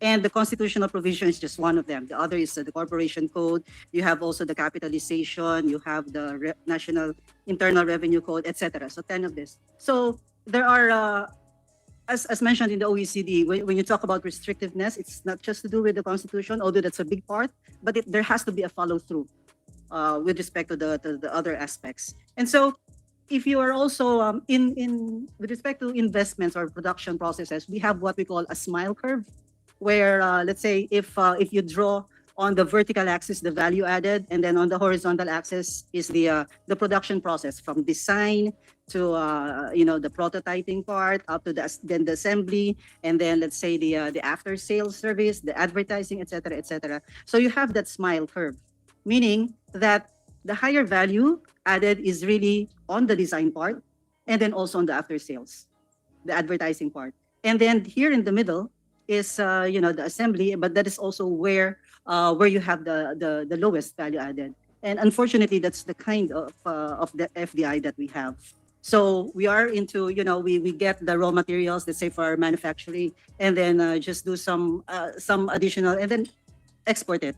So, and the thing is, we cannot do the design part, and it's really because we have a very low, in terms of the human capital for the science, technology, engineering, and mathematics. So again, it has to do with, the lack of good higher education institutions. And then, already mentioned was the challenge before the Supreme Court of the Philippine, the Public Service Act. And so we hope that this could be addressed as well. And we do hope that, as mentioned by Attorney Villegas earlier, that we would have the tools, and also the next generation would have the tools necessary to really adjust to a VUCA world. And just for the record, I just want to say as well that the issue of national security is in the PDP, so it's in Chapter 13. Sayang wala na si Professor Carlos. Anyway, I also want to mention. Sayang, wala na siya. Wala na siya. Okay, basta on the record, nandiyan siya. Okay. Hindi niya na-google na maayos. Anyway, I also want to mention that with respect to the MSMEs, and this is what we we actually addressed in the amendments to the RTLA, the Retail Trade Liberalization Law, that in the Philippines, as you know, the MSMEs is about 99.6% of all enterprises. The micros are actually 90.5%. The small comprise 8.7%, and the medium comprise 0.4%.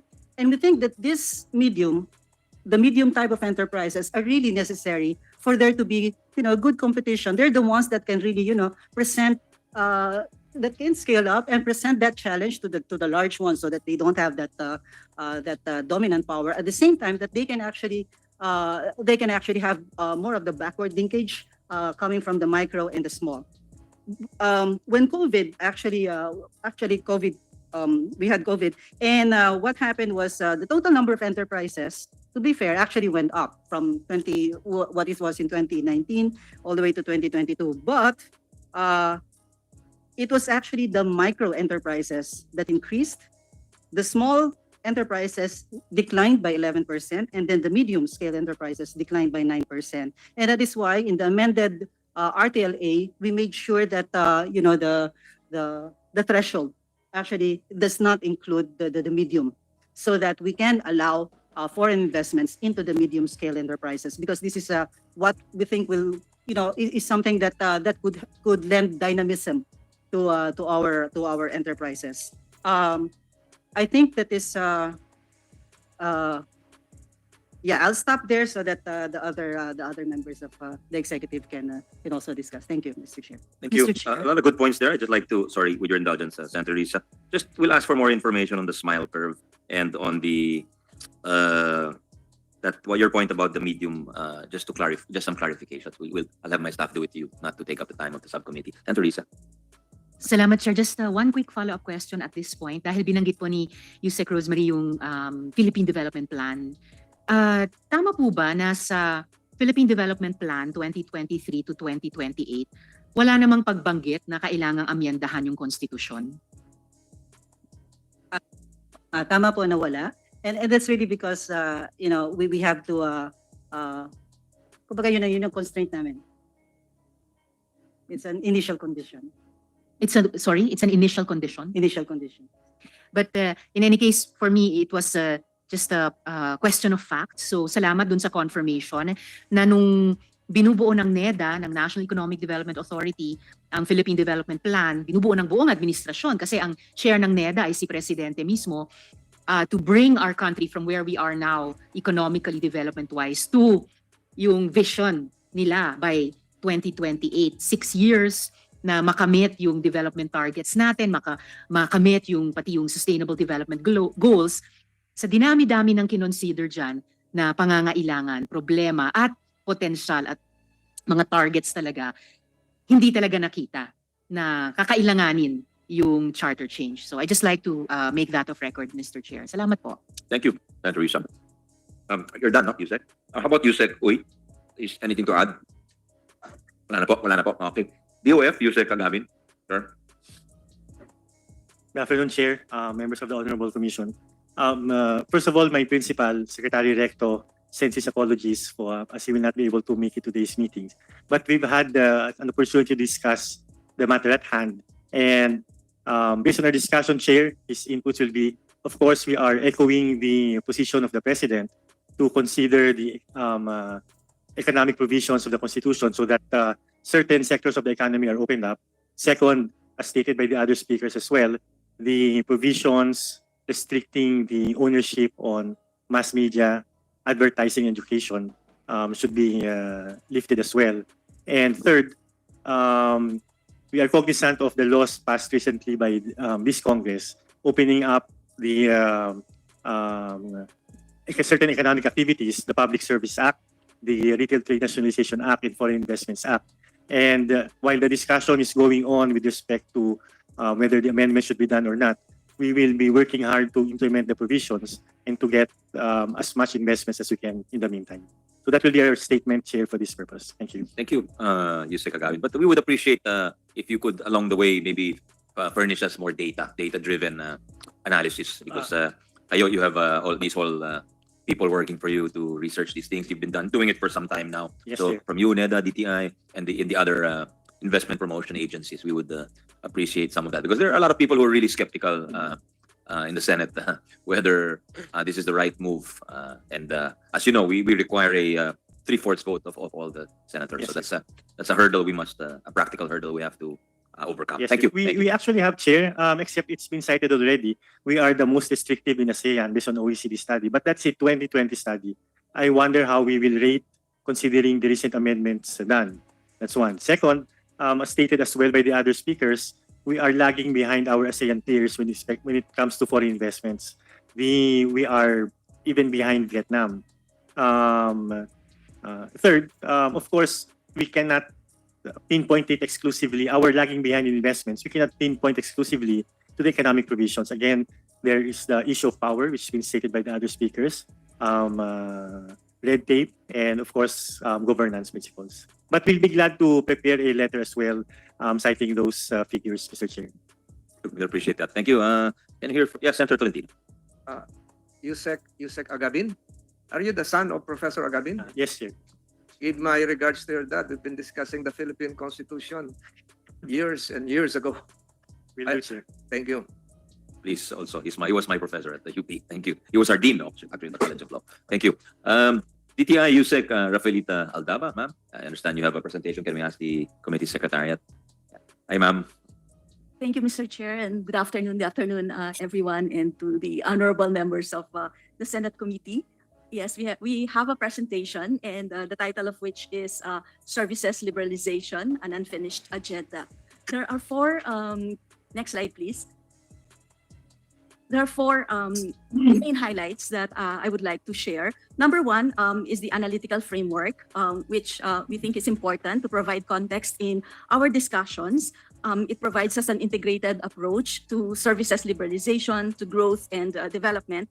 And then I would also want to show the impact of the previous services reforms carried out in the 90s, especially on FDI inflows and a comparative FDI analysis of the Philippines versus our ASEAN neighbors. And third point would be on our unfinished reform agenda. Why do we need to liberalize services? And then lastly, some strategic directions. We'd like to share the Philippine Services Roadmap for transformation, growth, and innovation. In the next slide, this is our framework. It looks at the various host country determinants of FDI, and primarily there are three. One is the policy framework, top of which would be rules regarding entry and operations, along with standards of treatment of foreign affiliates. And then you have the economic. Under economic, these are based on the various motives of multinationals in locating in a particular country. Yusek Rose already mentioned this: market seeking, resource seeking, efficiency seeking, and asset seeking. And for each motivation, there are different sets of economic determinants. And the third one would be on business facilitation. So this would cover a lot of the things that we have also been discussing, but I'd like to mention investment incentives, for instance, hassle costs related to corruption, bureaucratic inefficiency, and so on. In the next slide, from a highly restrictive and complicated investment regime, the Philippines adopted a more open FDI strategy and services reforms beginning in 1991. So that was through the Foreign Investment Act, wherein we liberalized foreign equity participation up to 100% in all areas not specified in the foreign investment negative list. And then this was followed by the foreign bank liberalization in 1994, which provided a 7-year window allowing foreign banks to own up to 100%. And then the retail trade liberalization. But still, restrictions remained in many of the services sectors. And recently, we passed, of course, the PSA, the RTLA, and some amendments as well in the Foreign Investment Negative Act. And next slide, please. So the next slide, services liberalization has not been sustained. Still, we have all these restrictions. No foreign equity is allowed in mass media, practice of all professions, cooperatives, small-scale mining, utilization of marine resources, including ownership, operation of cockpits, and then manufacture and repair, stockpiling of nuclear weapons, biological, chemical, and radiological weapons, and the manufacture of firecrackers and pyrotechnic devices. Up to 25% is allowed for private recruitment, 30% for advertising, and only up to 40% for the procurement of infrastructure projects, exploration, development, and utilization of natural resources, land ownership, operation of public utilities, educational institutions, culture, production, milling, processing, trading, except retailing of rice and corn, and so on. In the next slide, so with all the reforms carried out initially, as you can see on the slide, this has led to improvements in FDI flows, as you can see on the slide. And average annual change in our cumulative FDI inflows actually increased from 12% in the 90s to 86% in the period 2000 to 2009. But this slowed down to 18% in 2010 to 2019. And on the average, FDI as percentage of GDP also went up from 0.47 in 1970 to 1989 to 1.5% in 1990 to 2009 and almost 2% in 2010 up to 2022. In the next slide, this gives us the structure of FDI inflows to the country. And as you can see, there are two charts. One is for 2010 to 2015, and the other one is from 2016 to 2022. And in both periods, manufacturing consistently dominated the bulk of our FDI inflows. And if you recall, manufacturing has already been liberalized, except for a few sectors which were mentioned earlier. But there's been a slight reduction from 29% in 2010 to 2015 to 28% during the period 2016 to 2022. But you can see some changes, and in particular, higher FDI inflows are actually going to those sectors that we opened up. Like for instance, financial and insurance at 17.88%, and this actually went up to 20% during the second period. And at the same time, we also see real estate at 14% share, and then wholesale and retail at 8%, water supply, sewerage 7%, mining at 5%, information and communication with 5%, and arts and entertainment at 5%. For the 2016 to 2022, we see a big increase in the share of electricity, gas, and steam, now with a share accounting for 22% of the total. And real estate actually fell to 8%. Information and communication also fell from 5 to 4. Arts and entertainment maintained its share at 5%. In the next slide, I think this was already pointed out earlier that while of course there have been inflows coming in, but when we compare ourselves with the performance of our neighbors, we see that FDI performance of the Philippines has been limited, and the figures won't lie. And in particular, I'd like to point out that if we compare Philippines and Vietnam, for instance, for the period 1990 to 1999, we have almost the same cumulative FDI stock at 12 billion USD for Philippines and 13 billion for Vietnam. In the succeeding periods, Philippines went up to 16 during 2000 to 2009, while Vietnam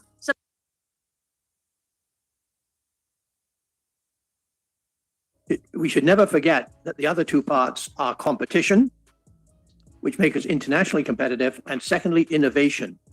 We need to innovate constantly to stay internationally competitive, and indeed for our citizens to benefit from what is internationally. So I would stress that when we talk about easing restrictions on FDI, we are also talking about importing innovation. We're talking about being competitive.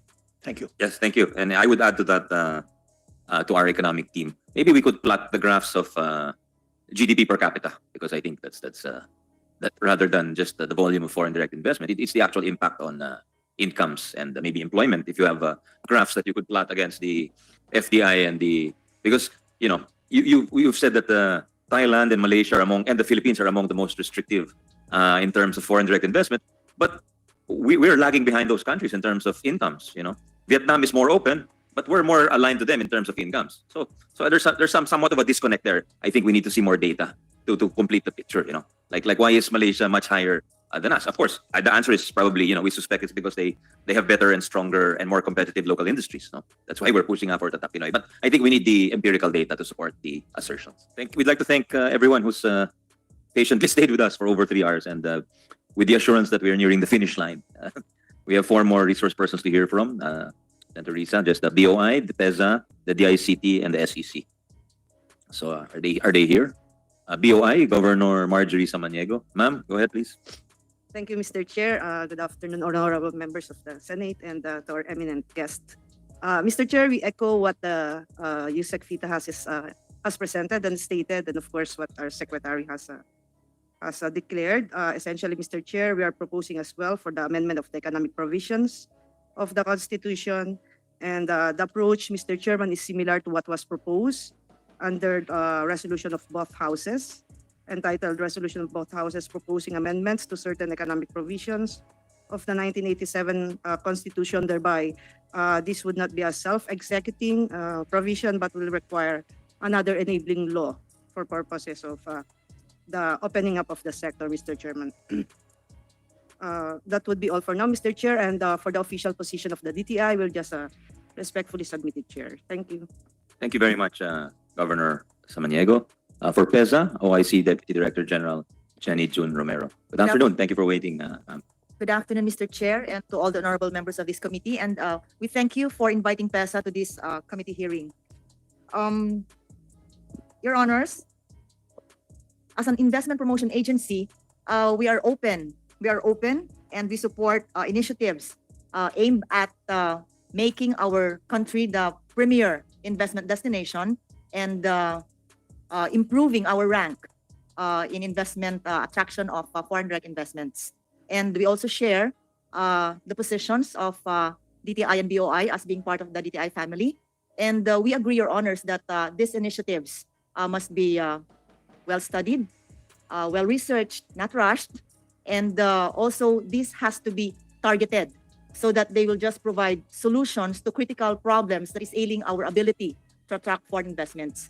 We at PEZA, Your Honors, we are allowed to register corporations which are 100% owned by foreigners for as long as the activity that they will be engaging in are registered in the SIPP. And of course, it will be subject to the laws.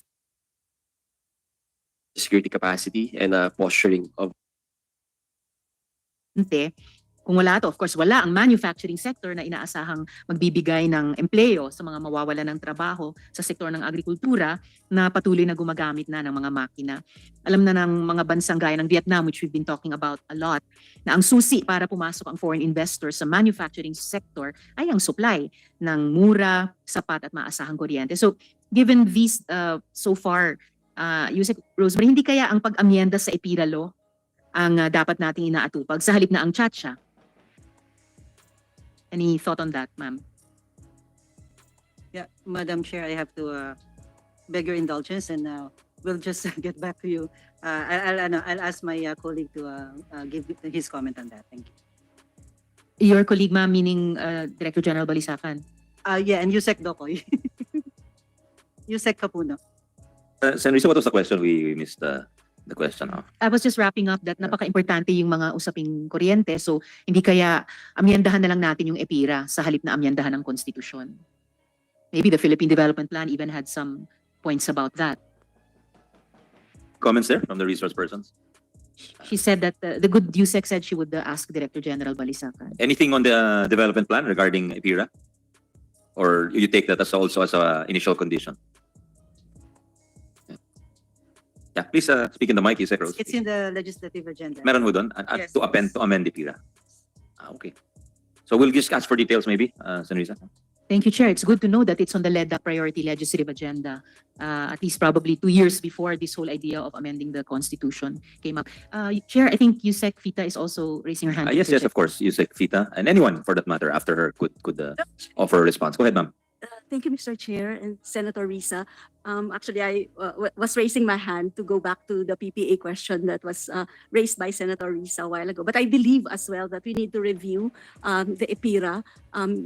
There's so many things, so many developments that have transpired since the time it was passed. And hence, there have been certain issues that would merit amendments to the EPIRA. But Senator Risa, Mr. Chair, on the PPAs, of course, these are crucial for us to secure the financial viability of energy projects as they guarantee a market for the electricity generated and providing a steady revenue stream for investors. However, there have been a lot of challenges, as earlier pointed out, and there's certain measures that we need to focus our efforts on, particularly in terms of strengthening our policy and regulatory frameworks. We need more clear regulatory guidelines, and incentives for RE would also be, we need to continue because there are already incentives in place, tax breaks, feed-in tariffs, subsidies, and we hope to be able to sustain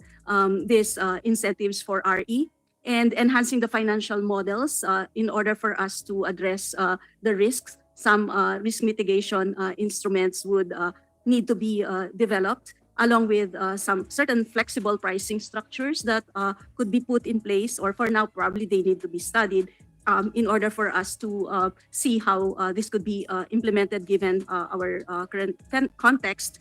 And promoting more public-private partnerships, fostering collaboration between the public and private sectors to share risks and benefits, capacity building, enhancing the capacity of our LGUs and utilities to negotiate and manage PPAs, ensuring they are structured to attract investors while serving public interests, and improving market access and infrastructure by way of developing or establishing grid infrastructure investments that would ensure that the generated power can be effectively distributed and sold, and hence enhancing the attractiveness of PPAs, and then also open access policies and encouraging innovation and technology adoption. For instance, the support for emerging technologies and digital platforms for PPA transactions. And we have some startups, by the way, who are already creating these digital platforms for electricity, Madam Chair. Thank you so much, Yusek Fita. Very much appreciated the several concrete input that will guide that will guide us not only in this hearing but also dun sa gagawin naming hopefully proseso ng pagbabalik tingin sa IPIRA moving forward. So right now, Mr. Chair, klaro there are maybe a million things we can do now. Halimbawa, ayusin yung permitting process, identifying deterrents for industries that are already liberalized, nang hindi kailangan ang chacha. Do I still have time in this round for another topic, Mr. Chair? You've used up 11 minutes, so Mr. Chair, I'll wait for the next- I'll ask Senator Bato if he wishes to ask questions. Mr. Chair, wait, may Mr. I- Because I think usually Senator Bato is very fast, so we can go back Okay, to you thank you, afterwards. Mr. Chair. Senator Bato, with your permission, Senator. I just only have one question, Mr. Chair. Thank you. One question lang. Sorry for, I am late. Hindi ko narinig lahat ng mga session ng mga ahensya nandito. I just would like to get the recapitulation of their positions. Can I request, Mr. Chair, or we still have 1, 2, 3, 4, 5, 6, 7, 8, 9, 10 resource persons around. Can I see a raising of hands? Who among you, based on your agency's position, who among you are in favor of amending the restrictive provisions of our economic provisions of our Constitution? Can I see a raising of hands? 1, 2, 3, 4, 5, 6. No one on the private side, just the government side. Government side, 6. Are you asking also just to clarify, Sen Bato, kasama ba yung, are they also, Ito, 10. they're also part of the survey? Yeah, you're part of the survey, so you have the option to abstain if you wish. Yeah. Gusto ko lang malaman. Okay, Okay, yes, can we ask for the raising of hands again, sir? Yeah, please. 1, 2, Mr. Chairman. 4, 5, 6, 7, 8. So 8. Mr. Chairman, I abstain. I think for a foreigner, this would be a very difficult thing to do. Thank you. I understand. You've made your position clear, Mr. Pei. Thank you. Thank you. So 8, 2. Ayun lang, Mr. Chair. Maraming salamat. Thank you. Ang galing nung tanong mo, Senator Bato. Mr. Chair. Dahil late ako dumating. Kaya gusto ko 4 oras kami nakaraupo dito eh. Ikaw in a few minutes na tanong mo kagad. That's the purpose of our hearing, di ba? Kaya, Thank you. Salamat. Thank you, sir. Thank you, Mr. sir. Chair. Mr. Chair. Ang galing. Back to Senator Reese. Mr. Chair. Sorry. Senator Reese, I've been informed by my staff, si Dr. Doy Santos has been raising his hand for quite some time. With your permission, we'll just ask him if he wants to contribute. Might be on the subject matter at hand. Go ahead, Dr. Santos. Thank you, Mr. Chair, senators. In response, We can't hear you, sir. Could you speak a little louder? Sorry. How's that, Mr. Chair? Can you hear I understand me you've been raising your hand. You wanted to contribute to now? this. Yes, I discussion. have. Yes, sir. Yeah, go Yes, ahead, sir. Go ahead. Can you hear me?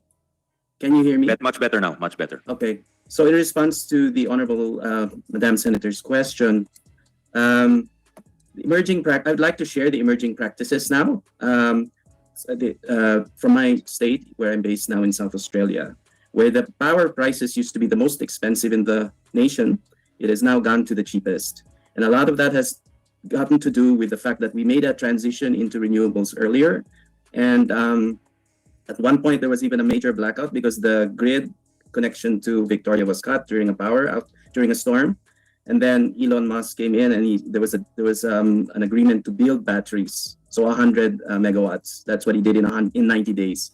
And so one of the things that came out of that was that battery storage is not only power generation, but it helped to stabilize the grid by providing ancillary services, and in fact helped lower the cost, because when you have variable generation and it varies during the day, the task of the grid is to maintain parity between supply and demand.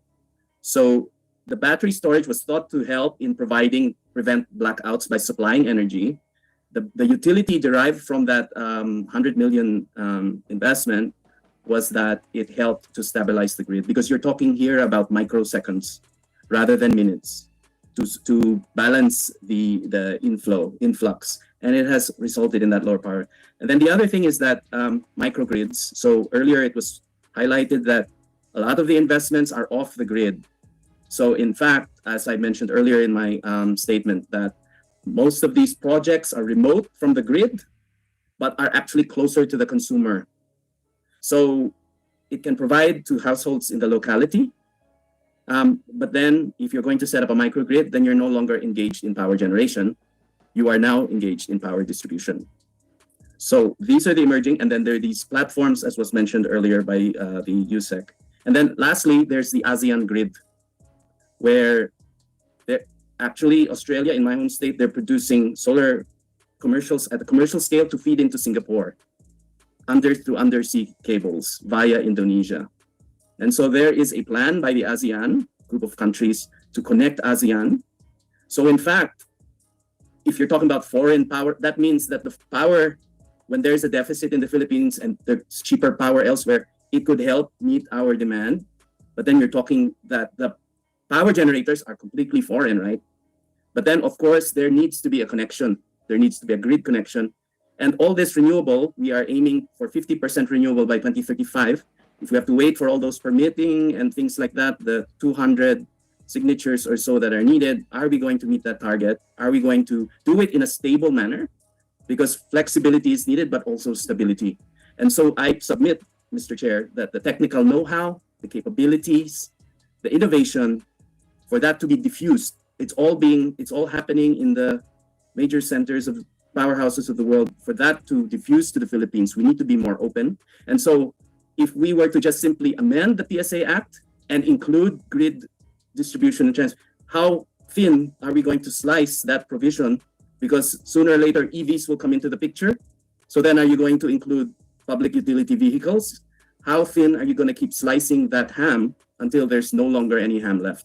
So it might be better, Mr. Chair, that we consider the proposal at hand that you have laid before the table through the RBH6. Thank you, Your Honors. Thank you. Thank you. That's very useful information. And in a way, it makes us sad because Australia is going to connect to Singapore, but tayo, yung connection lang sa grid, di natin magawa-gawa. Connection of Visayas and Mindanao to the grid, di natin magawa-gawa for so many years already. That's really sad, actually. I wish the government could really push on that connection, because that's leaving a lot of power, what's the word, stranded or not available to those who need it. Yeah. Teresa? Yeah. Thank you, Mr. Chair. Yes, I also appreciate the inputs of Dr. Ocampo. And not just sad, pero provocative, like this ASEAN grid. Mali ba natin kaya nating humabol dyan? And again, not solely through the Chacha route. For example, if I'm just thinking aloud here, if we were to amend existing laws, including the EPIRA, and acting together, they could create those connections that are needed. So just something to think about as we move forward, conducting these hearings, of course, also in aid of legislation. So maraming salamat para dyan, sir. Sige, on the Public Service Act naman, if USEC Rosemary will bear with me, I'd like to pose these questions to NEDA as well. So under the Public Service Act, NEDA can recommend the classification of a public service as a critical infrastructure. So ano-ano po yung mga public services na ngayon kino-consider na critical infrastructure?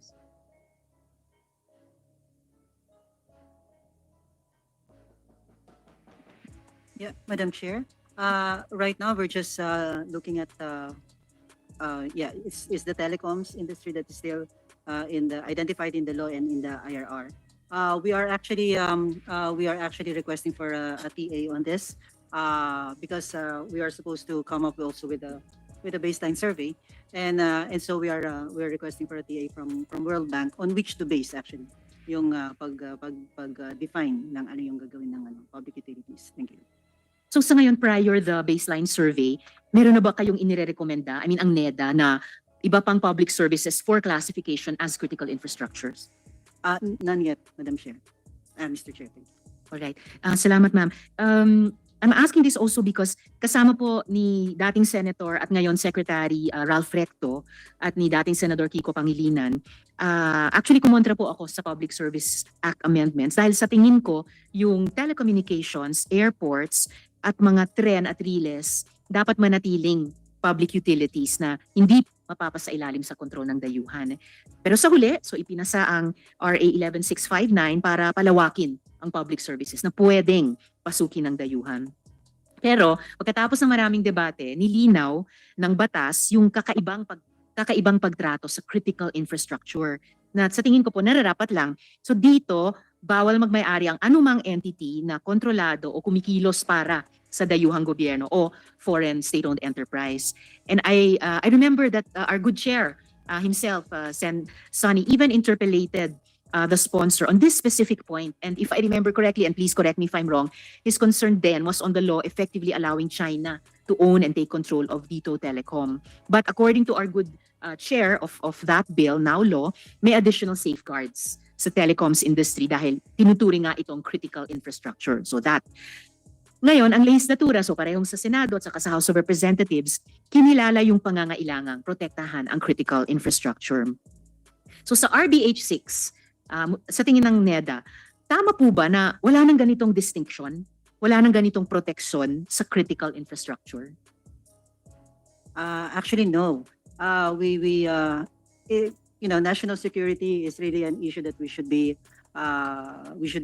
really take very seriously. And so, kaya nandun pa rin talaga yung mga, kumbaga yung protection na yun, really looking at the security review.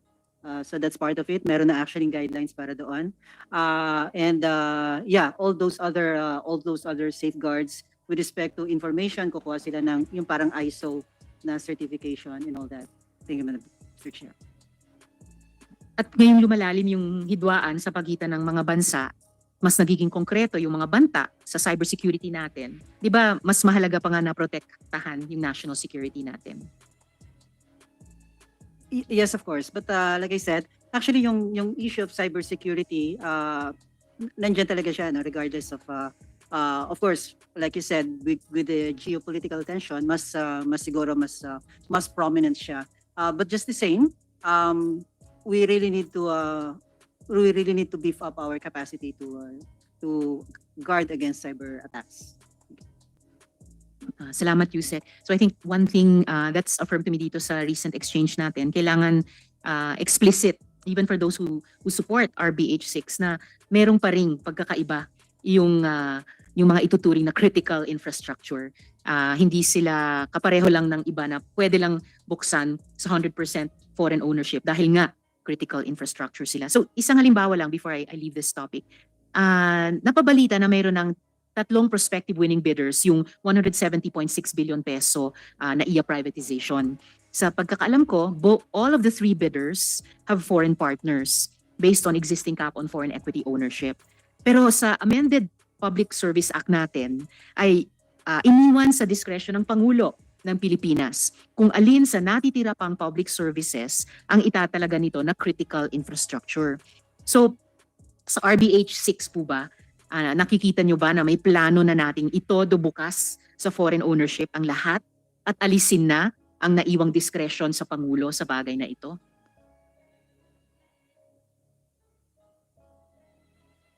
I think the issue of security, national security for that matter, is it's really parang overarching consideration naman to. Parang regardless of whether we go by the RBH 6 or not, nandiyan lagi yung consideration for national security. So again, dapat explicit na mayroong pa ring discretion ang presidente to determine which are critical infrastructures and therefore not subject to total opening to foreign ownership. I think, Madam Chair, if the language of the law is yung ilalagay lang yung unless otherwise provided for by law, and our current legal framework is the amended Foreign Investment Act and then the Amendment Public Service Act, nakalagay naman yun doon. Thank you. Thank you, ma'am. Binabalikan ko lang po itong issue, Mr. Chair, kasi maalala natin nung nagkaroon ng shutdown sa airport, nung nakaraang New Year at saka Labor Day, sinabi ko na hindi silver bullet yung solution na privatization dahil ang nakita kong mas problema dito ay kapabayaan, hindi lack of funds o opportunities para sa modernization. NAIA actually generates an annual operating income of at least 15 billion pesos. This was pre-pandemic, of course, 2019. At nakakabawi rin ito ngayon. Unfortunately, very little is left with MIAA for operations, as 50% or more of its net income is remitted to the national treasury, on top of the 20% national government share in the authority's operating income based on actual collections. Kaya hirap ang MIAA sa sariling upgrading at modernization. And according to the Workers' Union, Mr. Chair, the Samahan ng mga Manggagawa sa Paliparan ng Pilipinas or SMPP, 5 to 7% na lang ang budget para sa maintenance every year. Hindi parang kahawig-halos ito ng Transco na kumikita naman ng 20 billion pesos kada taon pero ipinamigay natin sa lokal at dayuhang konsorsyum ng NGCP para patakbuhin at pagkitaan. So sana does NEDA have any thought about that? What we did to Transco in this whole privatization process? Baka si Yusek ba? No, just to say that in the amended Foreign Investment, Public Service Act, there actually is a provision for yung performance requirement, monitoring by the regulator. So merong mga performance parameters, and parang on this basis, merong I believe may sanction na nandun. I just forgot kung ano yung nilagay doon na sanction. Pero kasama yun sa safeguard. With respect to Transco, I'm not privy to that info unless Yusek Agabi. Would Yusek Agabin care to comment on this, Mr. Chair? I'm sorry, didn't catch the question, Madam Chair. I was wondering about how Transco was handled. Speaking of performance requirements, kung in terms of its financial performance, it was profiting 20 billion pesos every year, but we turned it over to the NGCP consortium. And in terms of performance requirements, I don't know how well the NGCP is acting as a system operator.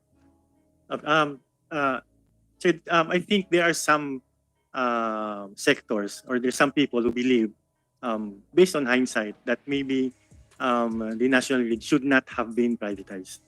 But then there's also views which says that privatization actually worked because they were able to put in the needed capital to improve the grid itself. So it's mixed, Madam Chair. Fair enough, Mr. Chair. Your permission, record. Senator. Yes, Mr. Chair. We're still paying the debts from Naku. Bayad na ba yun? Yung from the time of Naku, when the whole power sector was in public hands. If you look we incurred massive debts, diba? Yes, sir. And when have we paid those debts already? We are still paying for some. We're still paying those debts, correct? If you look at your bill, you will see the universal charges. UCSD is universal charge stranded debt, and SCC stranded contract costs. Those are the amounts we're still paying for, Mr. Chair. A reminder kasi we often hear, not from senators but from other sectors, na dapat gobyerno nag-handle niyan eh. Dati nga gobyerno nag-handle, tingnan yung nangyari. Go ahead, Sen. Thank you, Mr. Chair. And fair enough, Yusek, it is a mixed record of privatization, pero I'm glad na may openness of mind tayo na sometimes privatization is not the best mode, sector by sector or industry by industry sa ating ekonomiya. Kaya exciting din tignan kung paano mangyayari yung review at saka amendment or updating ng IPIRA. Yung huling tanong ko, Mr. Chair, tamang-tama, Yusek Agabin is on board. It's for the DOF. Ito naman, itatanong ko sana kay Sec Ralph, pero just in case you've had a conversation on this subject with him, mula nung deliberations sa Public Service Act, yung concerns nyo ba, concerns ni Sec Ralph on the protection of critical infrastructure, nagbago ba ito? Kasi maalala ko rin, my colleagues will correct me if I'm wrong, nung deliberation sa PSA bill, may sinasabi si Sec Ralph Sen noon, masyadong loose yung definition ng public utilities to the point na kontra sa at least sense at spirit ng deliberations ng CONCOM of 1986. Naalala ko, napansin ni Sec Ralph noon, Sen Ralph, na yung sa bill, yung seaport critical infra pero airport hindi. So would the good USEC have knowledge kung mula no nagbago yung concerns ni Sec Ralph dun sa usaping yan? Interestingly, Mr. Chair, Madam Senator, when we were discussing it, Sec Ralph did mention that he voted against it. Those were his same concerns, and he actually said that, I'm actually open to it when it comes to toll roads. So, and he didn't say that his view has changed. He did mention his perspective when you were crafting the amendment to the PSA, Madam Chair. Maraming salamat. It's, I think, for us legislators, as interesting to look at or be reminded of the deliberations on bills as it is for us all now to be reminded of the deliberations on the Constitution. So maraming salamat, Yusek Agabit. Maraming salamat, Mr. Chair. Those are my questions. Thank you very much, Senator Risa. Senator Bato, anything else before we... thank you. Any last words from the resource persons? I'm sure we're all somewhat exhausted from a very stimulating discussion, and allow me to thank our resource persons, especially those who stayed, and our colleagues especially, and Risa and Bato, and those who came earlier. Any last words before we suspend the hearing? Of course, we'll continue. The subcommittee will continue to have hearings next week. Mr. Chair, Yes, who is Dr. Santos here. Dr. Santos? Yes, Online. Dr. Santos, go ahead. Yes, my last statement actually is in relation also to the question of the Honorable Madam Senator Risa earlier about corruption.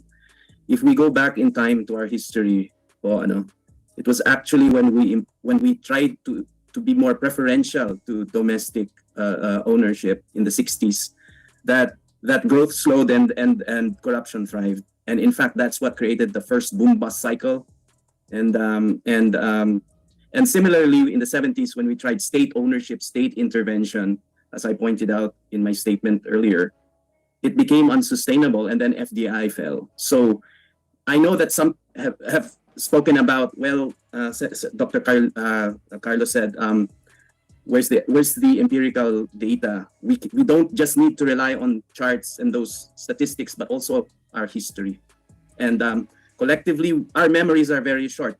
Very few really go back to 1902, and our history books don't actually talk about where these economic restrictions arose. Why are we the only country out of the 18 that your honor surveyed, your people surveyed?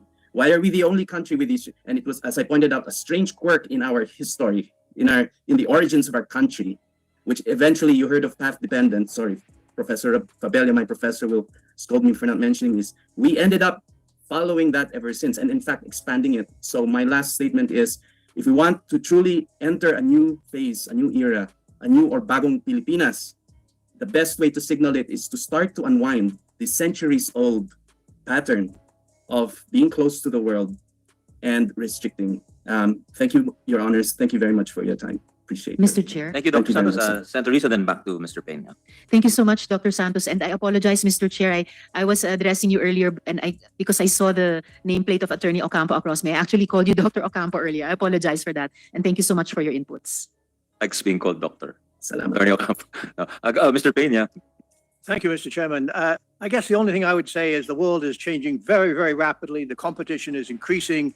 And if we want to keep up with it, we're going to have to, whatever we do, whether it's the bureaucracy, whether it's the legislature, whether it's the Constitution, we're going to have to move nimbly and quick. Well said. Thank you. Thank you, everyone. From our place, this has been a very useful exercise. And hopefully, you've convinced some of our colleagues, but we'll continue nonetheless. Thank you very much, Your Honor. So hanggang dito lang tayo mga tol. Maraming salamat sa panonood at patuloy na suporta. God bless you sa inyo lahat at hanggang sa muli. Paalam.